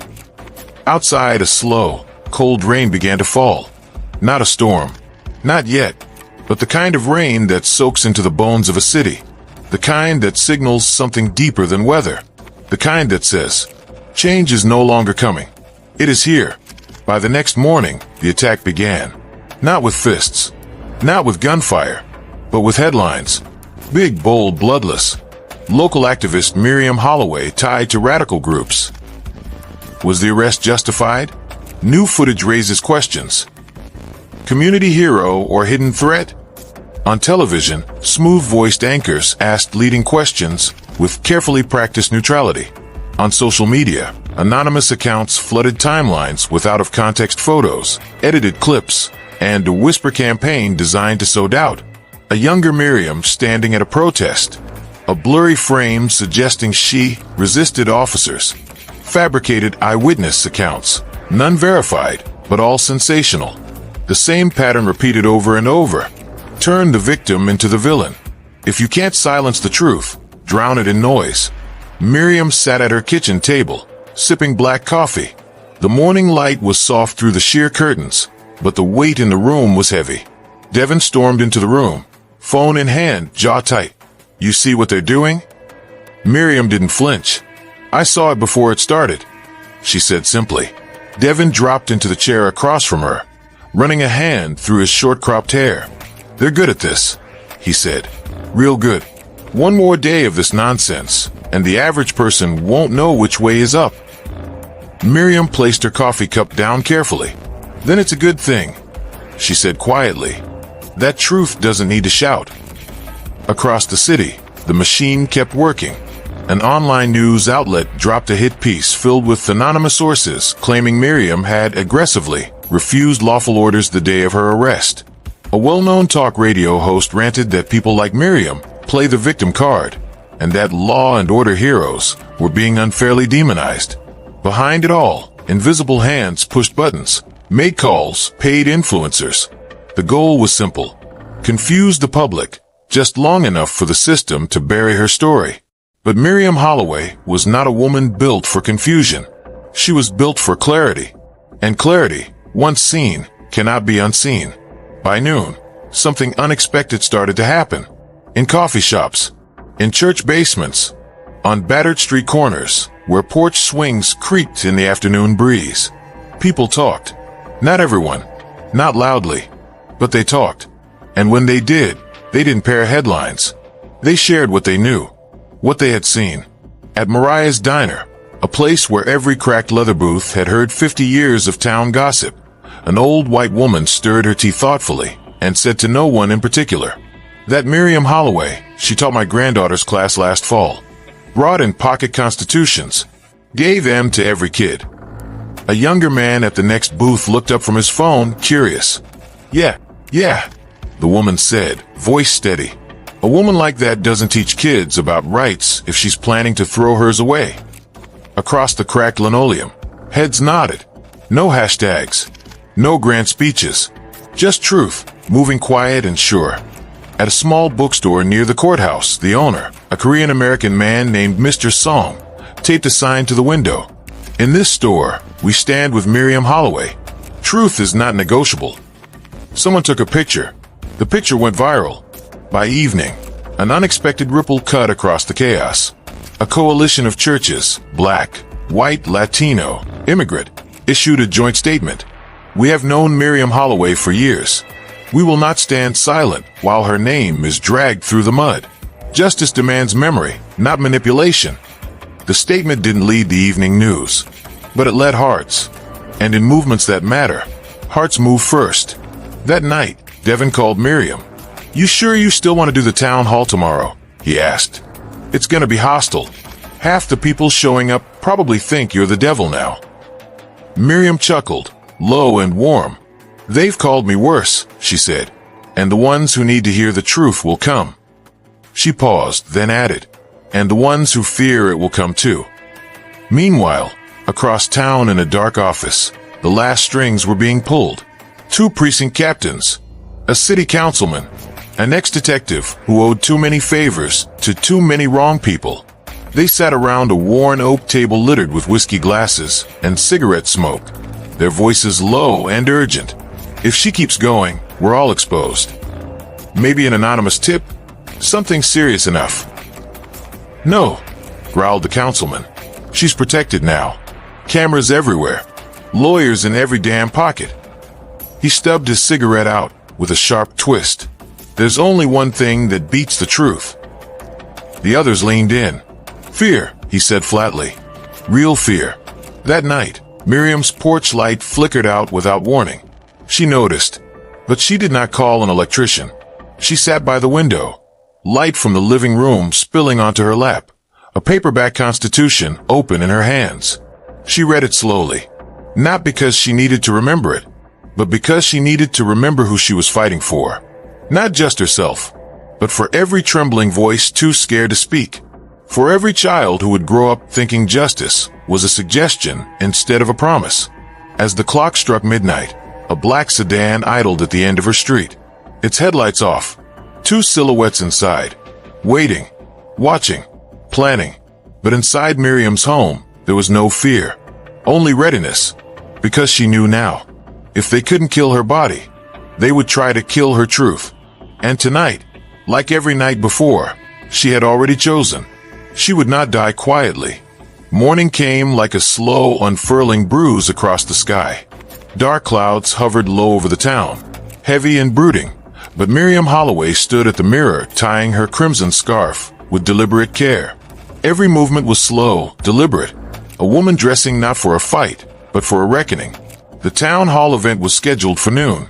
The flyers had called it a community dialogue. But Miriam knew better. It was a battlefield disguised in polite chairs and bottled water, a place where words would do the bleeding. Devin pulled into the cracked asphalt parking lot, cutting the engine. He turned to Miriam in the passenger seat, hesitating. "You don't have to do this." Miriam's gaze was calm, her voice a soft rumble. "I do." Devin sighed, resting his head on the steering wheel for a moment. "They're gonna throw everything at you." "Let them," she said, stepping out into the muggy air. "Truth can't drown," she whispered under her breath, "even when the flood rises." Inside the hall, tension crackled in the air like static before a storm. Rows of metal chairs had been hastily set up. On one side, familiar faces, teachers, church leaders, kids she had taught about rights and courage. On the other, stone faces, officers in uniform, council members clenching their jaws, whispers threading through the rows like snakes. The mayor, a man who'd smiled at Miriam in photo ops, but avoided her gaze in budget meetings, sat stiffly at the front, flanked by lawyers. The smell of old carpet and anxiety filled the room. Cameras lined the back wall, streaming live. No shadows to hide in today. Miriam stepped onto the stage, adjusting the mic with steady hands. Her eyes scanned the room, not searching for approval, but anchoring herself in the reality of what was at stake. She didn't clear her throat. She didn't fidget. She just began. "I'm not here to argue," she said simply, her voice filling the room with its gravity. "I'm not here to ask for anything." A murmur stirred. Miriam's eyes flickered toward the rows of young people in the back, some standing because there weren't enough chairs. "I'm here because truth deserves to stand even when comfort demands it sit down." A man in a navy blazer stood up abruptly. "Is it true, Miss Holloway," he barked, "that you have ties to radical organizations?" The question snapped like a whip. Cameras zoomed in. Devin tensed near the back. Miriam tilted her head slightly, studying the man with something almost like pity. "I have ties," she said, voice low and steady, "to every grandmother who told her child to walk proud even when the world called them less." A few gasps rippled through the hall. Miriam stepped closer to the podium.